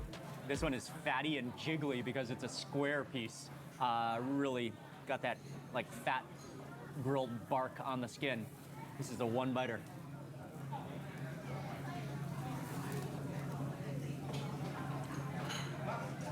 Oh wow, you've got to be joking with that one. It's like a sponge of beef fat erupts into your mouth because of that square shape. That's crazy. The square shape gives it a totally different like texture in your mouth. That melts. Okay. It was so juicy, it was like a lava cake, like when you bite down or when you open it up and it spews out. For this one, I'll try to bite half of it so we can see how juicy it is on the center.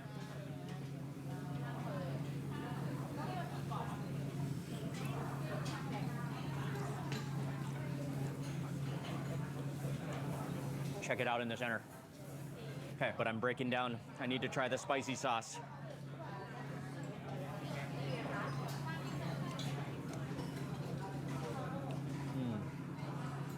Not really spicy, but it has a nice, like, sweet spice to it. Believe it or not, they call this the lean meat. So let's try the lean meat next.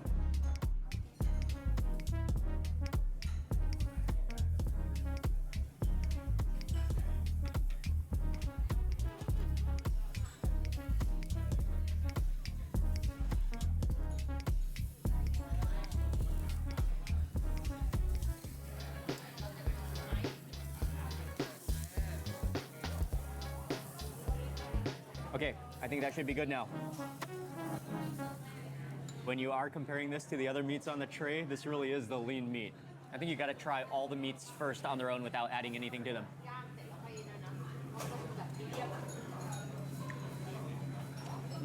Yeah, again, I think when the meat is leaner, it has more of a beefy taste, like the shabu shabu. I quite like the lean. It still has that juiciness and that flavor, but it's a bit more chew to it. Not quite as melt in your mouth, which I don't mind actually. Okay, let's try it in the spicy sauce though.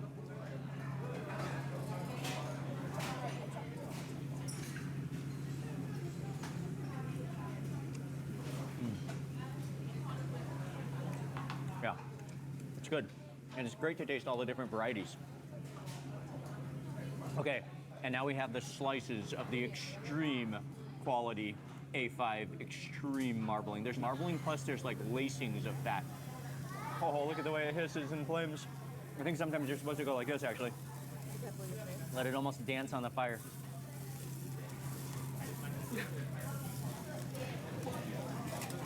Okay, a few seconds and it is ready. Look at that sizzle. Look at that fat, the drippingness, melted fat. It's actually almost translucent. You can almost see through it. Okay, here we go. One bite.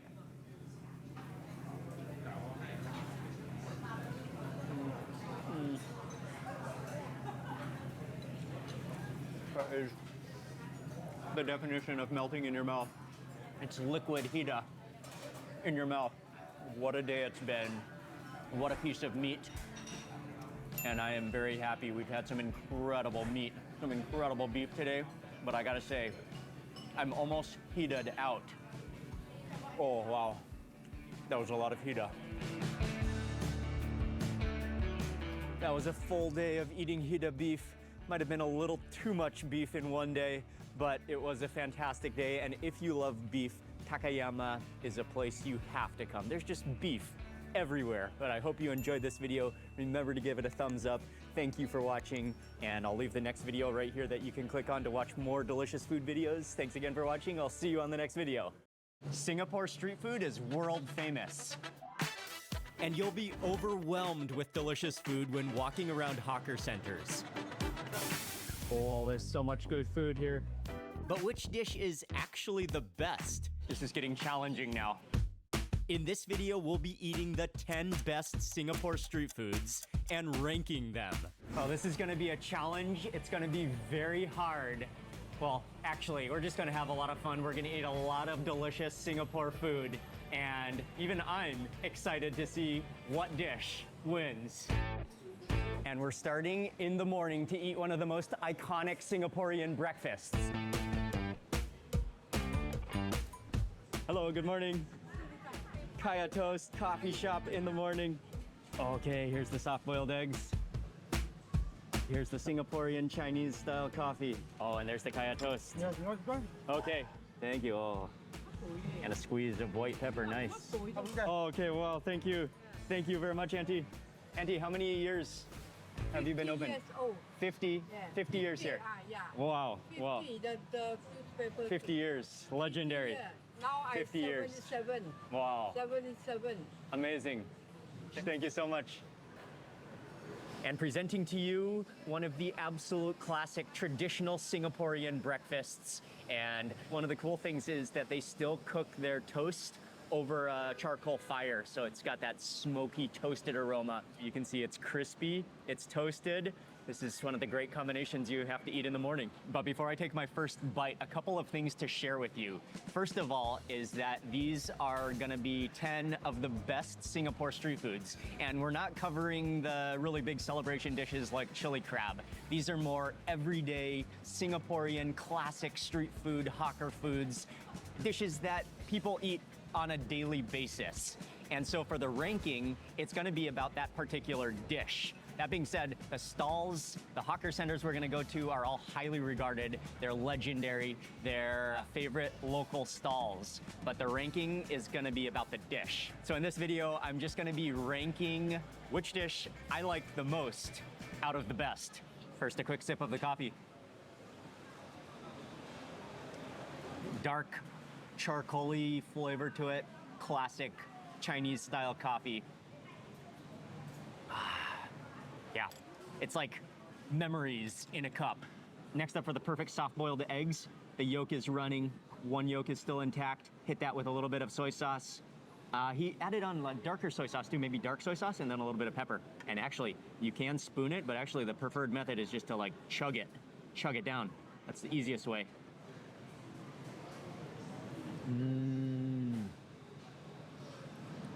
Oh, with that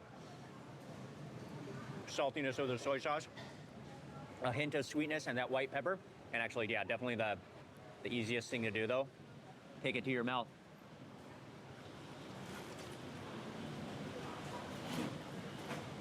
That's the easiest way to take it down. Perfectly drinkable. Oh, soft-boiled eggs are delicious. And next up for the kaya toast. Oh yeah, you can feel the crispiness and you can smell the toastiness. But let's open it up to see what's inside. You see that thin layer? Oh yes, the melted butter and the kaya, a coconut custard spread within.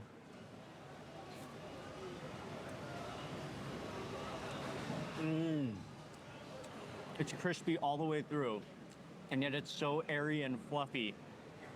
It just kind of dissolves in your mouth as you take that bite. The bread melts away, leaving you with that butteriness and that sweetness of the kaya coconut custard. Oh, and as you keep on chewing, you do taste the flavor of the coconut in there. That is good. Then chase that with coffee. That kaya, it's really fragrant. And the pandan, I believe it's a pandan fragrance as well. That's giving it that aroma along with the coconut. Leaves your taste bud with that flavor, yet it's so light and easy in the morning. Delicious. Kaya toast, really good way to start your day when you're in Singapore. What I really like about the stall here is they're still using charcoal to grill the bread, so it has this nice smoky fragrance. And I noticed also maybe some people get it double toasted where it's even crispier. I'll have to try that next time. The kaya was really nice, had a great fragrance to it, really good. And on top of that, the auntie and her son are really friendly as well, really, really welcoming. So let's put Singapore kaya toast up on the rankings.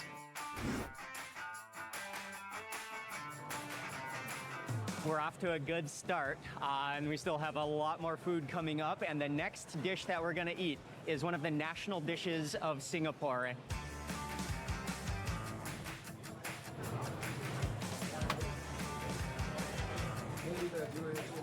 You get your chicken rice, and then you serve your own sauces with ginger. Hainanese chicken rice is one of the national dishes of Singapore, and I think it's a dish that everyone appreciates because everybody can eat it, no matter what walk of life you're in, no matter what demographic or age group you're in, everyone can eat chicken rice. And so this stall, which is called Tiong Bahru Hainanese Boneless Chicken Rice, is one of the legendary stalls serving Hainanese chicken rice in Singapore. And they were featured also in the Michelin Guide, not just in the Michelin Guide, but they actually have a Bib Gourmand, highlighting stalls that really serve quality, really serve consistency in their food. And so this place is very popular. There's always a line. Actually on the menu it says steamed chicken, but I think it's probably poached, maybe steamed and poached. And then of course there's the components. You've got the rice, which is cooked with the chicken juices, with the chicken fat and the chicken broth. Then you've got the soup, then you've got the sauce, the Singapore sauce with ginger, which is self-service. That's a nice serving of the steamed chicken. Looks really good and comforting. Let's just try the rice first, but you can see already the juiciness and the texture of that chicken looks fantastic. They do sprinkle on some sauce, some soy sauce, I think, and then they also sprinkle on a little more sauce on top of the chicken.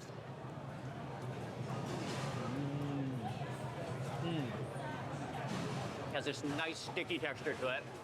You taste this garlicky aroma with the flavor of chicken stock, all in a stickiness, like within each grain of rice. That is flavorful. Okay, and now before applying any sauce, let's try a piece of the chicken. And if you can see that chicken, look at how juicy it is.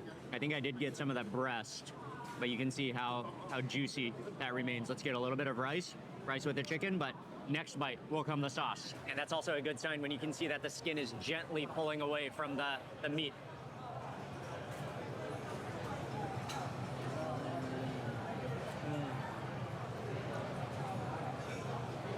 It is really tender and juicy, moist, very good, but it does need the sauce. And I'm gonna add some ginger Oh, I love the ginger.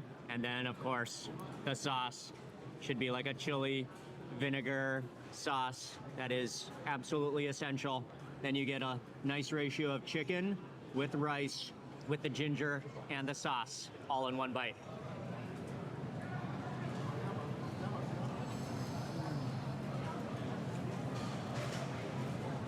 That's what brings it all together.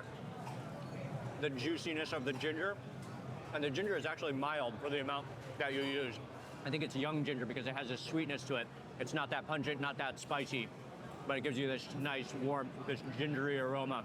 Then with the sauce, it has a little bit of acidity, a vinegarariness. I want to taste just a little bit of that sauce. With a balance of chili in there. Not too spicy or overpowering. Just complements the juicy silkiness of that chicken. The chicken is really silky. And then the final component is that soup, the chicken broth. You can chase with every bite. Light, you taste the chicken bones in there, but really light, simple. That's the way it should be to complement the entire dish.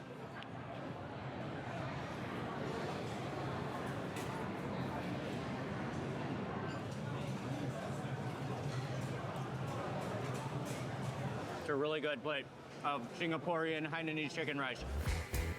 I'm gonna put this on the ranking now. What I liked about this one though, the rice is extremely fragrant, really good rice. Chicken, sometimes you get chicken where that can be kind of a little mushy and a little too soft for my liking. This chicken is nice, it has more of a silky texture, which I really like. And then of course the ginger, can't go wrong with ginger. Sauce was good. Overall, a very good plate of chicken rice, I think. And yeah, they're very popular. Oh, I'm gonna put this onto the rank and we'll put this at the top position. Can you guess what we're eating next?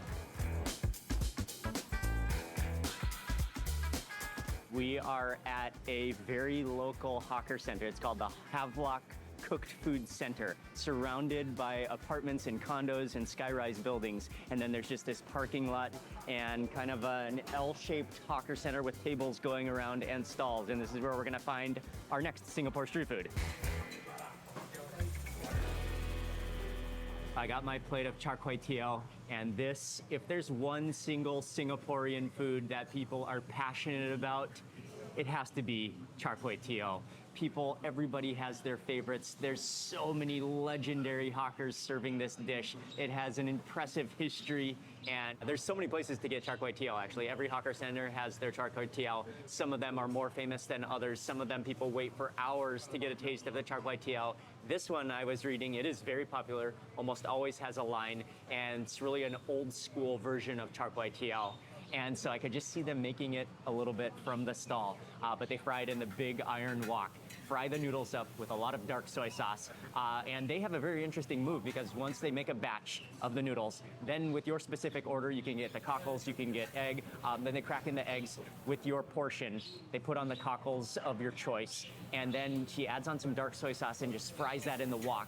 And then kind of feeds it with this like liquid. I'm not sure if it's just water to like keep it wet and hydrated as she fries it, but also like drying it out all that at the same time, controlling that. So it's a very interesting method. And then I love the move where just with your plate, kind of like scoops it out with your plate directly from the wok, piping hot. Served with chopsticks and a spoon. Oh, it's smoldering. It's sticky, big fresh cockles in here. You can see that they're barely fried, just lightly singed. You see the char of the wok in there. There's bean sprouts folded throughout. There's pieces of Chinese lapchung sausage mixed in as well. Oh, let's just dive right in. The noodles are short. That's why you kind of need a spoon at the same time.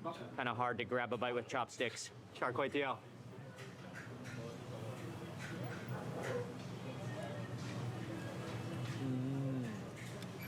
Oh yeah, that's juicy.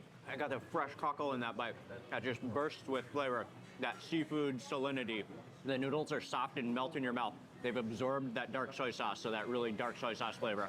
It has a bit of a smokiness, not too strong on the wok hei, but a nice, gentle smokiness that you can taste embedded into each noodle.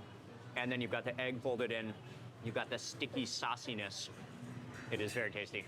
And I did get it spicy as well, so they added in sambal when they fry it as well.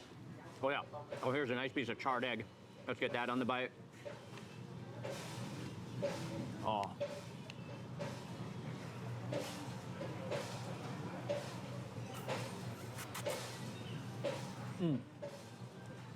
wouldn't say it's spicy, but the more you keep on eating it, you get just a little bit of a warm mouth from the sambal they add as they fry it. It's subtle. It's in the back of your throat, but it kind of brings the whole dish together. And it really has all the flavors you could possibly want. A sweetness, very savory and salty, and just that hint of sambal, bringing it together. Comforting, it's tasty. It's easy to see why char kway teow is so beloved in Singapore. So what I really loved about this is that it has a really nice balance of flavor. I love the egg curdled in there, the scrambled egg. I like the texture of the noodles and how they absorb everything. And this is a really good plate of char kway teow. But for the ranking, let's see. Oh, this is getting challenging now. Oh, really hard to rank. And again, all of these dishes that we're eating today are some of the best, the top dishes of Singapore, and you have to eat all of them, but this just happens to be the ranking of the order of the dishes. Let's take a look at all the rankings. Oh yeah, this is such a tough choice. I think I'm gonna have to put this, as in char kway teow, right below chicken rice. We made it to the next place where we're gonna try the next dish, a beloved dish. And this place, I've heard lots of good things about it. I'm extremely excited. Oh, welcome to number 25 minced meat noodles. They're famous for their bak chor mee, egg noodles with a variety of toppings. They have fish balls, they have minced pork, and usually the line goes all the way down through the food court hawker center. We got here at a good time though, just a few people in line. Oh, this is gonna be something incredible.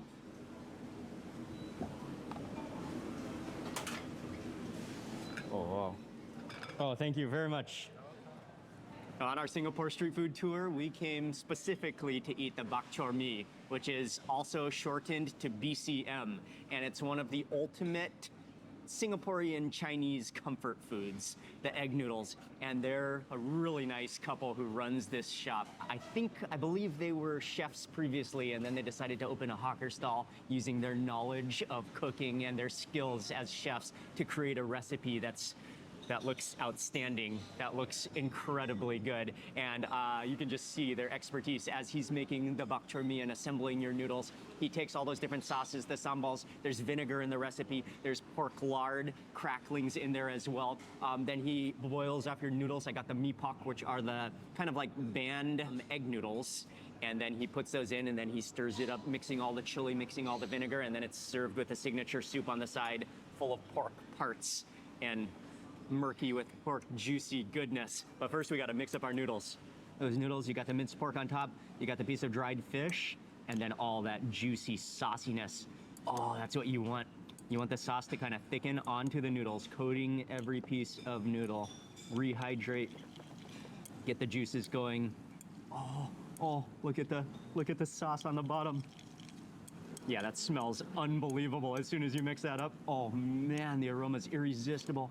Look at these noodles. They're so individual. They're hydrated perfectly.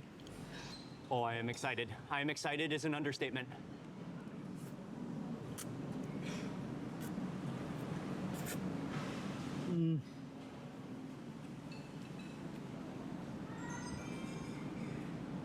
Oh yeah. Oh, that's amazing. The sauce that just clings to those noodles. The mee pok. The mee pok have this delicious chewiness to them, perfectly cooked. Then you got that richness of the sauce, the pork lard, but it's so fragrant. It's not just pork lard to be pork lard. It's infused with this incredible fragrance that's not overpowering and doesn't even seem oily. It's just quality. And then you've got the flavor of the sambal, which is not too spicy, just a little bit spicy, and just a little bit of vinegar to contrast to bring it all together. Not too vinegary either, nothing is overpowering. It's all in harmony, it's all in balance, it's all coating those noodles. Oh, that's tasty. Okay, and then you can chase it with the soup. So there's, oh, there it is. There's a piece of the pig liver. There's some pieces in here. Well, let me just chase that with the broth for now.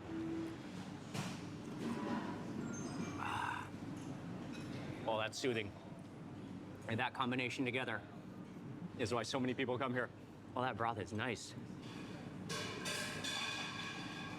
It is porky, very porky, meaty, full force. Oh, tasty. Now that we've tasted, I think I'm gonna add in a bit more chili. Yeah, that should be good. Mix it around. Oh yes. With every bite, you wanna kind of rehydrate stir up those noodles, get all the juices flowing, and so every bite is coated in that porkiness. Oh, it's so good.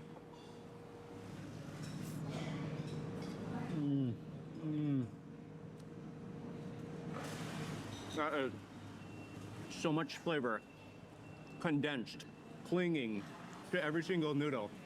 I like how the flavor is so balanced and so even.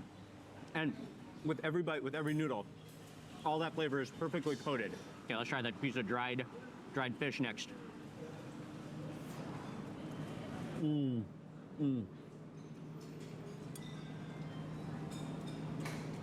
The intensity of that flavor. I love that extra crunch. Okay, and then let's try a piece of the pork liver, which is always a must when you eat bok choy mee.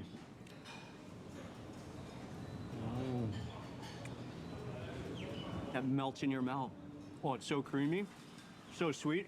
And if you follow that with some of the broth, completes the bite. Great combination. Let me just quickly try the, I think these are the fish, like little fish dumplings. They're also famous for fish balls here.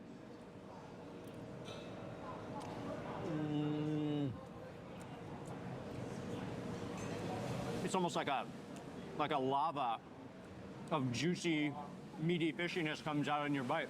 And then that wrapper, I think it is made with fish paste. That is very tasty. Oh, that's a highlight in the bowl. Bok choy mee is a dish that Singaporeans are passionate about. And this is one of the best versions of bok choy mee I've ever had. And now on to the ranking.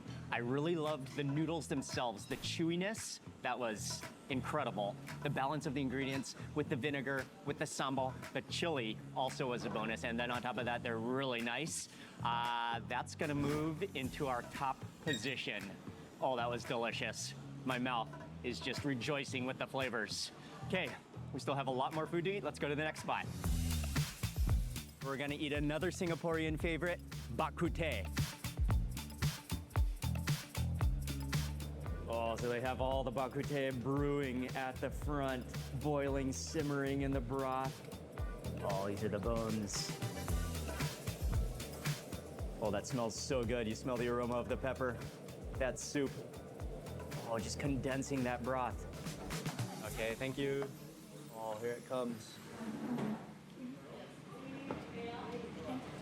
This place is really cool. We're at the bottom of a department store building, and it just feels so old school Singapore. I love the decor. I love the ambience in here. Big family round tables, and you come here for the main dish, which is bak kut teh, which is another dish that you absolutely have to try. It's one of the top Singaporean dishes, and it's actually a pork bone dish with ribs, which are boiled in a soup. And this is the I believe it's the Teochew version, which you immediately, she sets it down on your table, you immediately, the steaming ribs, you smell the aroma of the white pepper. We have to begin just with that broth. So I got the premium ribs, because actually that's all they had for the rest of the day. I think they've sold out of the rest, but huge, giant ribs. Yeah, those are good size. Look how meaty they are. There's whole cloves of garlic floating around in here. But Lish, it's all about that broth. We gotta try that broth.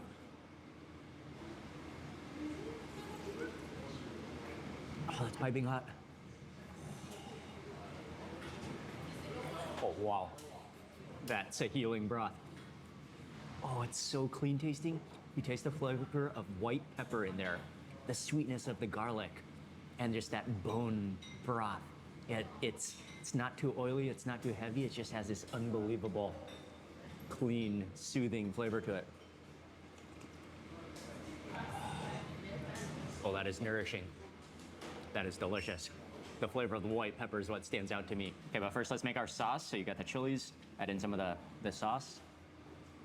Maybe a dark soy sauce, but sometimes it's kind of mixed with vinegar as well. But now we need to move into the bone. And I love how they bring it to your table, hanging off the side of the bowl. That's one of the key presentations of bak kut teh. Let's let it reabsorb into that broth. And look at how meaty it is. This is the big sized rib.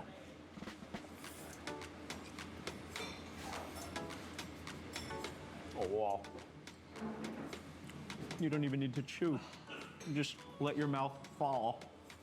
And it just chops down and the meat will fall off the bone into your mouth. Oh, that's so tender. And don't forget to chase, again, every bite with the broth. Oh, that bone. Oh, that rib meat is incredible. Oh, it just pulls off that bone. But then again, another move you have to do is dip it into the soy sauce. The bone is so big, it doesn't fit. Oh, I want to put some chilies on top, though.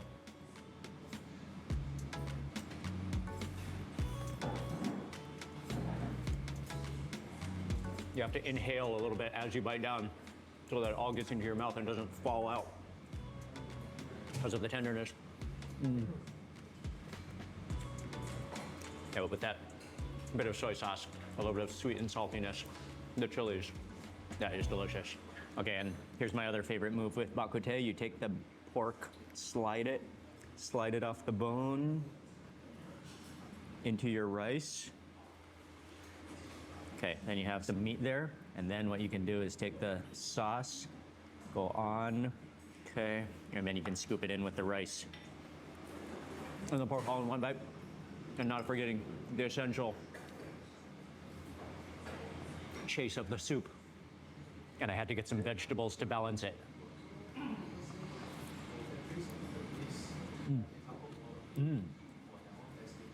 Oh, that's really good.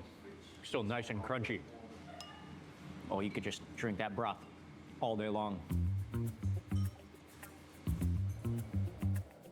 That was a fantastic meal. An amazing place in Singapore for bak kut teh. And I loved all the side dishes as well. I mean, we were really here to eat the bak kut teh, but all those side dishes, don't miss them either. Great place. This is getting more and more difficult and challenging with every place we eat at, because they're all so good. But let's see. Okay, I've made up my mind. It's gonna go bak kut teh. I'm gonna put it right between chicken rice and char kway teow.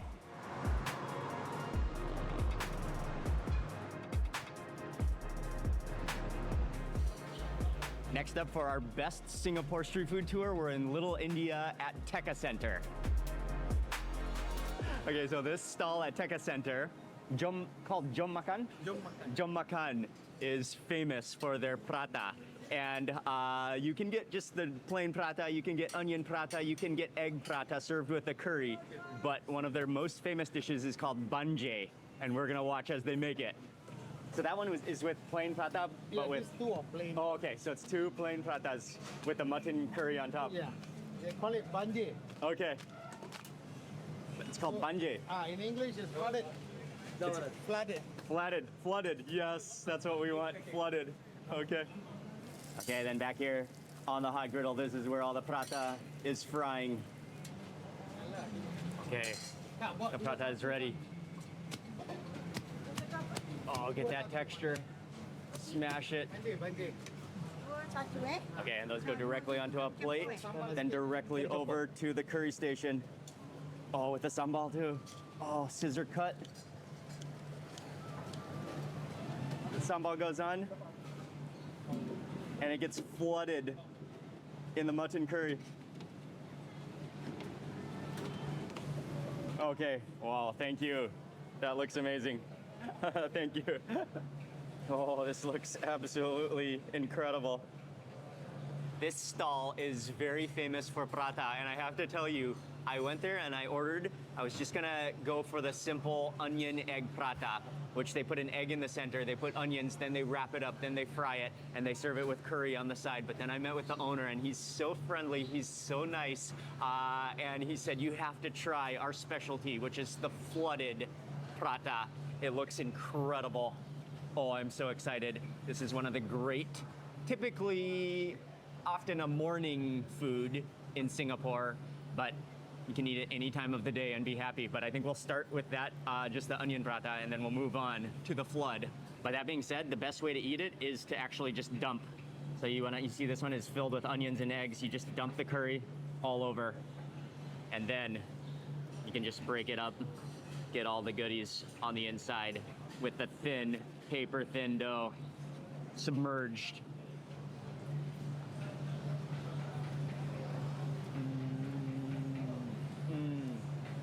Oh, that soft dough, the layers of it, the flavor of the mutton.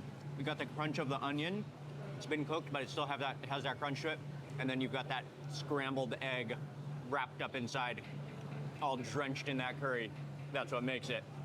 Oh, it's delicious. It's like a warm hug to the stomach. All the different layers, the flakiness. It's very tasty. And their mutton curry is amazing. Now let's move on to the flood. The paratha flood. Completely. The paratha is just completely saturated.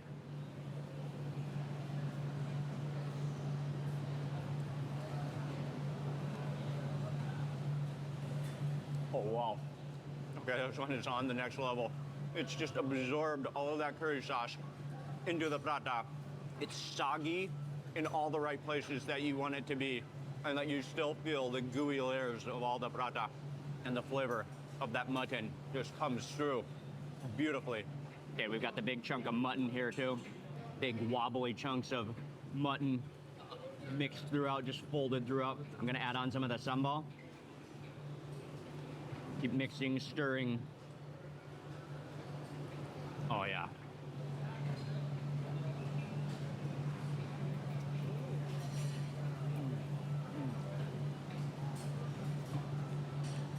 That sambal gives it a boost of heat, spice, even has a little bit of a sweetness to contrast all the salty savoriness. The sambal combination is incredible.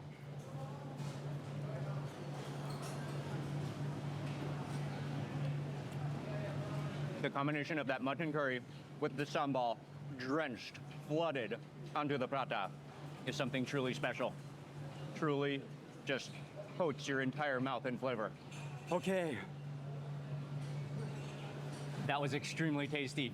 I loved the mutton curry. I loved that flood move where you just drench the entire paratha in the curry. Sambal here has a nice kick. It is so flavorful and really friendly owner, really friendly service.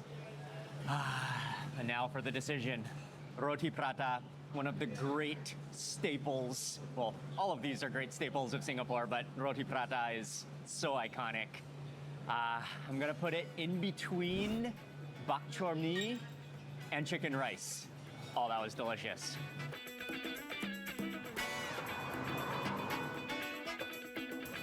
Oh, we're continuing and on to the next dish where we are gonna try one of the greatest of all time Malay dishes. And this place is called Spicy Wife. I know it's an extremely popular stall, but luckily got here right before the lunch rush. Okay, so rice goes onto the plate. The aromatic nasi lemak. He's scooping it out. Oh, the sambal.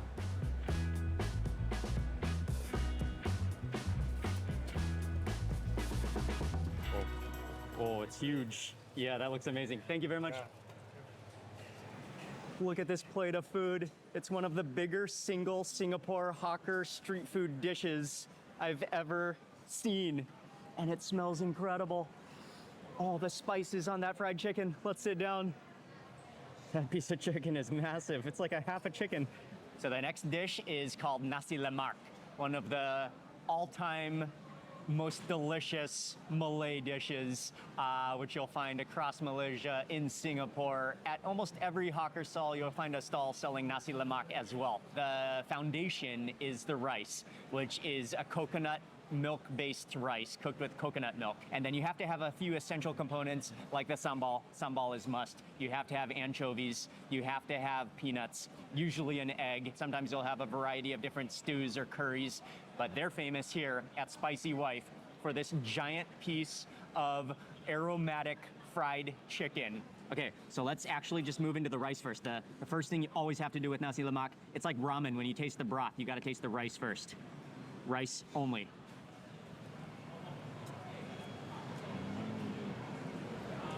Oh yeah, that is fluffy. You immediately taste the coconut flavor. I think there's also some pandan in it as well to bring out the fragrance. That's good rice. Okay, now let's ease our way in with some of the sambal, some of the anchovies for the next bite.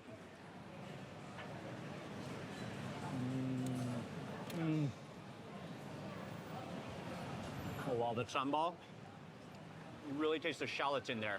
The crispness of the fried crispy anchovies, along with that coconut rich rice.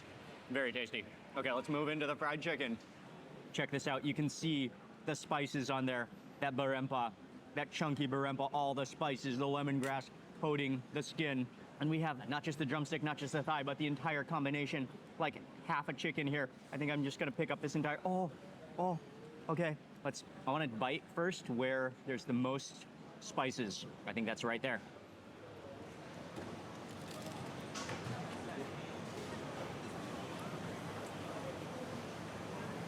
Oh, wow. You have to see how juicy that fried chicken is. That skin, nice and crispy, coated in that barempa, all the spices.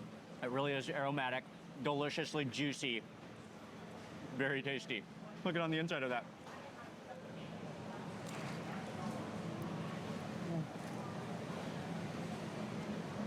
That skin is ridiculously tasty and crispy.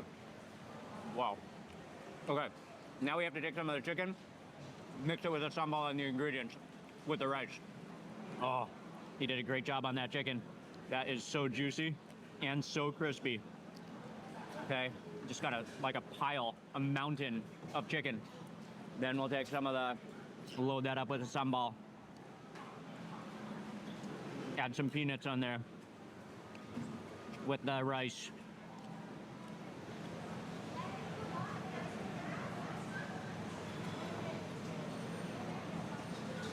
That skin, that is some insanely tasty skin. And with that sambal, that makes it even better. That sweet, shalloty, chili, garlicky, all the crunch of the peanuts, the fragrance of the ikan bilis, with that coconut aromatic fragrance, just perfuming your entire mouth. That combination, that's sensational. Oh, we still have the egg. Let's move over that egg to the center stage with the yolk. Just a little more protein. Oh, yolk it. And then of course we need to sambal and ikan bilis it.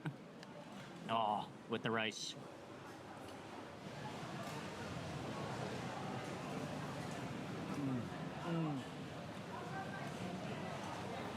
With the egg is good too. Let's do a full combination. Egg. Let's get one of those pieces of chicken with a lot of skin and barempa on top of that. Then let's load it up with sambal and top that with peanuts with ikan bilis. Oh, it's a small tower. Oh,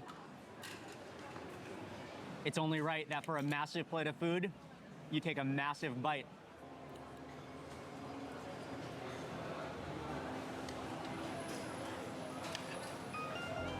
Wow. That is tasty. The taste buds in my mouth are alive and rejoicing. That was extraordinary. And if you've watched any of my videos and traveling throughout, you will probably know of my love, my addiction to spices, to chili sauces, to flavors, strong flavors, and also how much I love nasi lemak. And this was a great combination, great plate. This has got to go at the top of the rankings. So we've got a new leader, but there's still some really big Singaporean dishes coming up. Let's go to the next spot.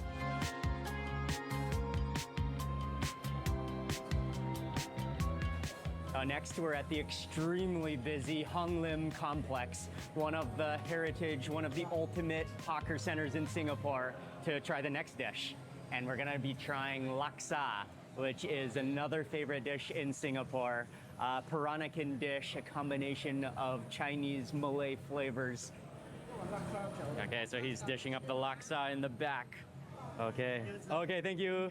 Okay, oh nice. Extra sambal, please.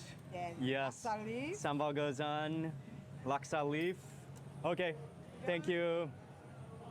Our Hong Lim complex in the middle of the lunchtime rush is packed. You gotta share tables. There's tons of people. It has one of the greatest Singapore street food atmospheres in the entire city. I don't think I've been to this specific stall, but laksa is another one of those dishes, well, pretty much like all the Singapore street food dishes, where everybody has their favorites, and this is among one of the top recommendations for laksa. Okay, so I got my bowl of laksa. Oh, it comes with chicken too. And then Auntie said she gave me the deluxe version. So there's a whole, they call it a crayfish, but I think it's a slipper lobster in here. There's shrimp, there's cockles, there's more shrimp. You've got that rich laksa curry. Then you've got some laksa leaf and some sambal, which we'll mix into later. But first, let's just try the curry. It looks delicious.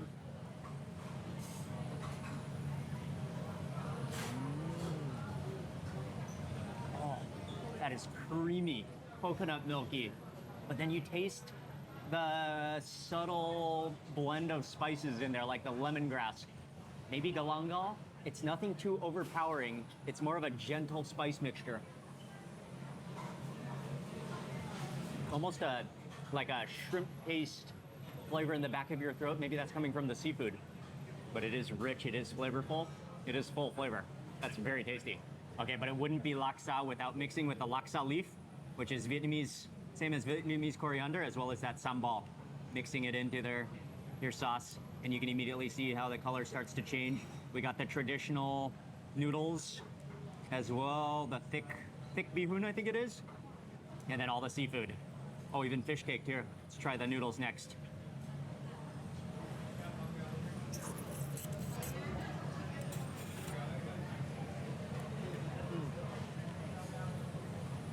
I like this type of noodle because it doesn't get soggy or mushy.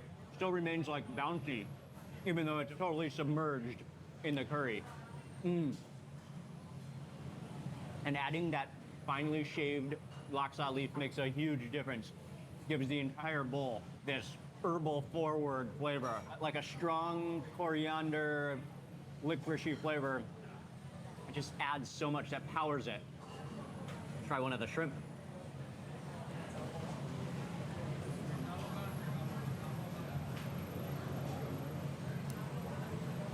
The dribble down the chin. And you do want to taste every bite with a scoop.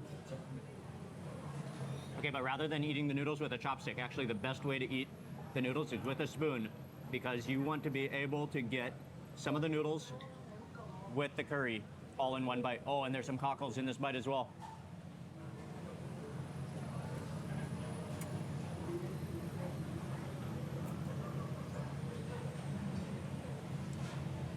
Don't slurp too hard, you don't want to spray, or you'll get a spray of laksa in your face. But yeah, the spoon move is the way to go, because that way you get the noodles, plus that briny cockle, and then the broth of the curry all in your mouth, all at the same time. That's the way it tastes the best. You get the full flavor of the laksa. And now for the slipper lobster. This is a unique addition, something I haven't seen in any other bowl of laksa before. Pull it out of the shell. This is a deluxe. Oh yeah, that's why they called it Asia Delight.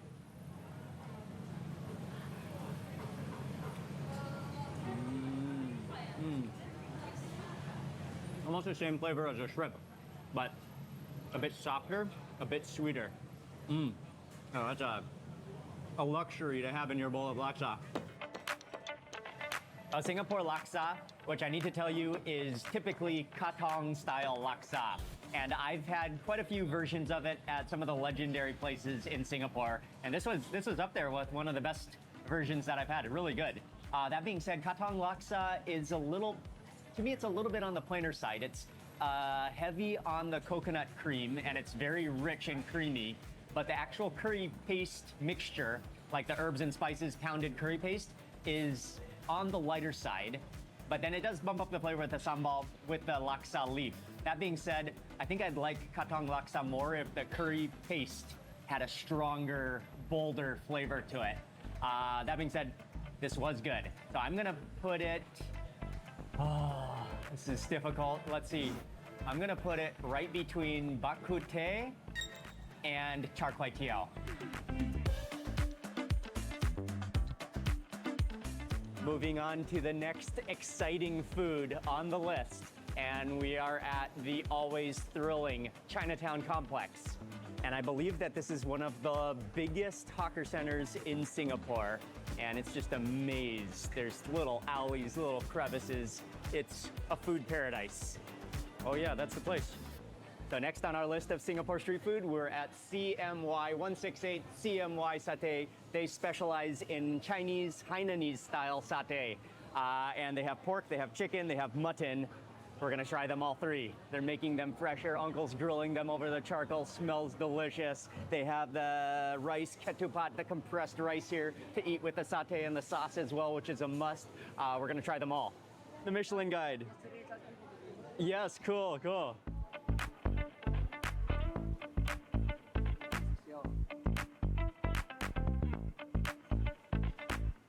So the satay comes right off the grill. It's so aromatic. It's so distinct. Uncle fanned all the satay, bringing out that smoke as the fat drips down, embedding it with that smoke from the fire charcoal, and it smells so good. So all the skewers here. Got 10 skewers, a mix of pork, chicken, and mutton, which I'm excited to try. Let's start with the chicken, and I want to taste it first as is before dipping it into the sauce. But you can see that is just glistening.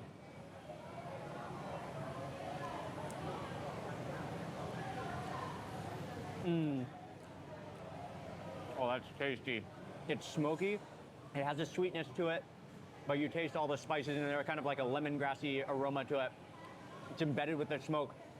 And the actual texture of the chicken is really nice. It's like somehow has this incredible condensed, silky texture to it. Mmm. Okay, my next bite, I'll dip it into the peanut sauce.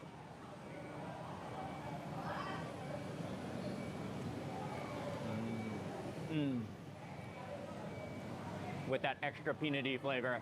I like how the peanut sauce is crunchy. You still get the crunch of the peanuts. The sweetness comes out. That's good. Now we'll try the pork. Yeah, you can tell that's pork with the fat. Let's just go right in with the dip, because you know it needs the dip. Mmm. Little chunks of fat, and then the meat has a great texture. Again, when they make satay, it's almost like they condense the flavor of the meat. No, it's a little bit, like the texture is different. I think because maybe it's been marinated for so long. It's tender, it's juicy, but the actual meat itself is condensed. And then with that peanut sauce, very good. And before we take the next bite, I think we need to skewer to poke up some of the onions and the cucumbers, and you can even dip that into the sauce. You can eat that. And the meat. Mmm. You get that burst of onion, the crunch of the cucumber. And then for the rice, and then you can take some of the rice as well, some of the compressed rice. You can poke it up here with your skewer as well. And of course, this you can also dip.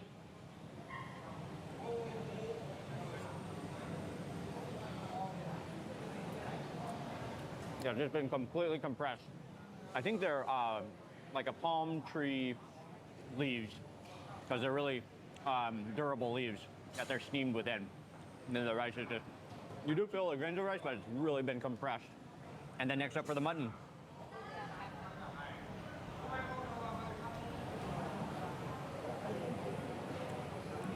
Mmm. Mmm. Mutton might be the best. It is tender. It is juicy. And again, the flavor of the condensed mutton all together in your mouth. With the shock. Mmm. Satay is one of those things, like, they go down so easily. And they just start, like, the flavor gets addictive. You just start eating them and stick after stick goes by. But all three, really good quality, well-seasoned meat that goes all the way to the center of each piece. I love the smoky charcoal flavor, the texture, and also all the spices that marinate. It goes all the way through to the meat, and then also the peanut sauce, very tasty. But satay is usually a bit too on the sweet side for me. It's pretty sweet. So I'm gonna put satay in between laksa and char kway teow. We're at Newton, and this hawker center is famous for seafood and barbecue, and this is where we're gonna eat our next dish. But let's take a quick look at the rankings right now. This is gonna be the last dish, the final dish. Could this dish rise up the ranks to the top? There's only one way to find out. Okay, so we're at the extremely famous NUGLOCKEEE fried oyster omelet, also in Singapore known as NUGLOCKE. And this place is an institution. Auntie is making the oyster omelets right now. It's one of those dishes that's so cool to watch. And Auntie takes her time frying the combination of the starch plus the egg until it's crispy. You see it sizzling. She feeds it with more oil until it turns crispy. You can see the edge goldening up. And then she literally kind of like slow roasts it, flipping it occasionally until she has the correct crispiness that she wants. And then at that precise time, she pulls off a plate. She grabs a handful of oysters. She fries them on the edge of the griddle. Probably just like flash fries those oysters just for a few seconds in the side of the griddle, and then puts them directly on top of that scrambled egg starch mixture. But Auntie's skill, you can tell she is an expert.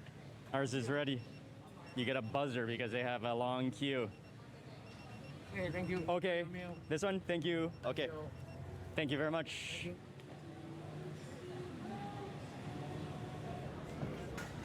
You gotta love the atmosphere here at Newton. It's a full 360 of food all around with a courtyard in the middle with tables. The aromas of barbecue and seafood fill the air, but it all comes down to this dish, Singapore's oyster omelet. And we got lucky to be able to watch some of the process of how she makes it, because Auntie, I know, is known to have a little bit of an attitude. Okay, so I think we should ease our way in. Let's first begin with just a piece of the actual omelet, or like pancake batter, before we go in with the oysters and before we go in with the sauce. Actually, I want to start with this really crispy bit. You get like gooey bits, you get crispy bits. Look over here, we got some really crispy bits on this side.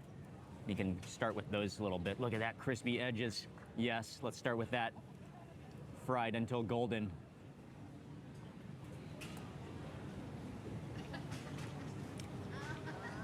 Oh, that is crispy and oily. And it's that ratio of not just egg, but also starch, so it gets crispy and you get like gooey textures at the same time. Now for the oysters, the little plump oysters, which I like her strategy where she tosses them on by hand and fries it in the corner of the iron griddle and then puts it on top, keeping the oysters fresh and barely just lightly fried. Let's get an oyster. Let's get some of the egg on top all together in one bite.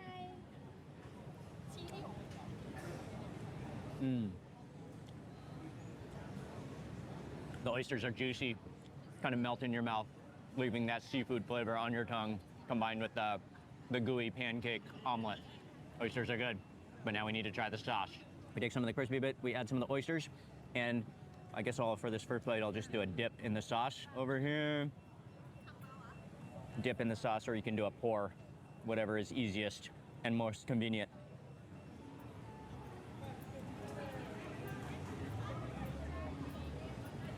You need the sauce. It has that like a vinegary punch to it, or some acidity to contrast the richness. And then chili, it's salty. It's not that spicy, but it's like has some acidity to it. I prefer the crispy bits over the gooey bits. And for this one, okay, we'll just pour some of the sauce over it.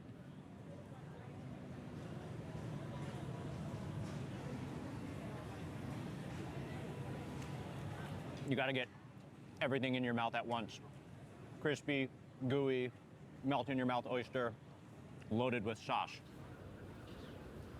Finally, the moment you have been waiting for, but before I give my final ranking, I just want to emphasize again that these are 10 of the top of the best Singapore street foods, and all of them are delicious. All of them are dishes you have to try. Of course, I couldn't include everything on this list. There's still so much more. The hawker styles that we chose, they're all legendary. They're all highly rated. But this rating and ranking is not so much about, not about the stall, but it's about the particular dish, the Singapore dish that we're eating. And also, I want to hear from you in the comments. What would be your ranking? What would be the top Singapore dishes that you would want to eat? Leave a comment below. Let me know. And it all comes down again, the oyster omelet. I gotta say, for me, it's one of those dishes that, like, you wanna take a few bites, but I can't eat that much of it because it's so rich, it's so oily. When you bite down, oil just kind of squeezes out. And so honestly, for me, it's not my favorite dish. But that being said, A lot of people do love oyster omelets. So I think for me, I'm gonna put it at number 10. A huge congratulations to Nasi Lemak taking the top position, crowned as the best Singapore street food. And that was just a lot of fun and a lot of delicious food. But again, now I want to hear from you. Leave a comment below. Let me know what is your best, your favorite Singapore street food. And thanks so much for watching.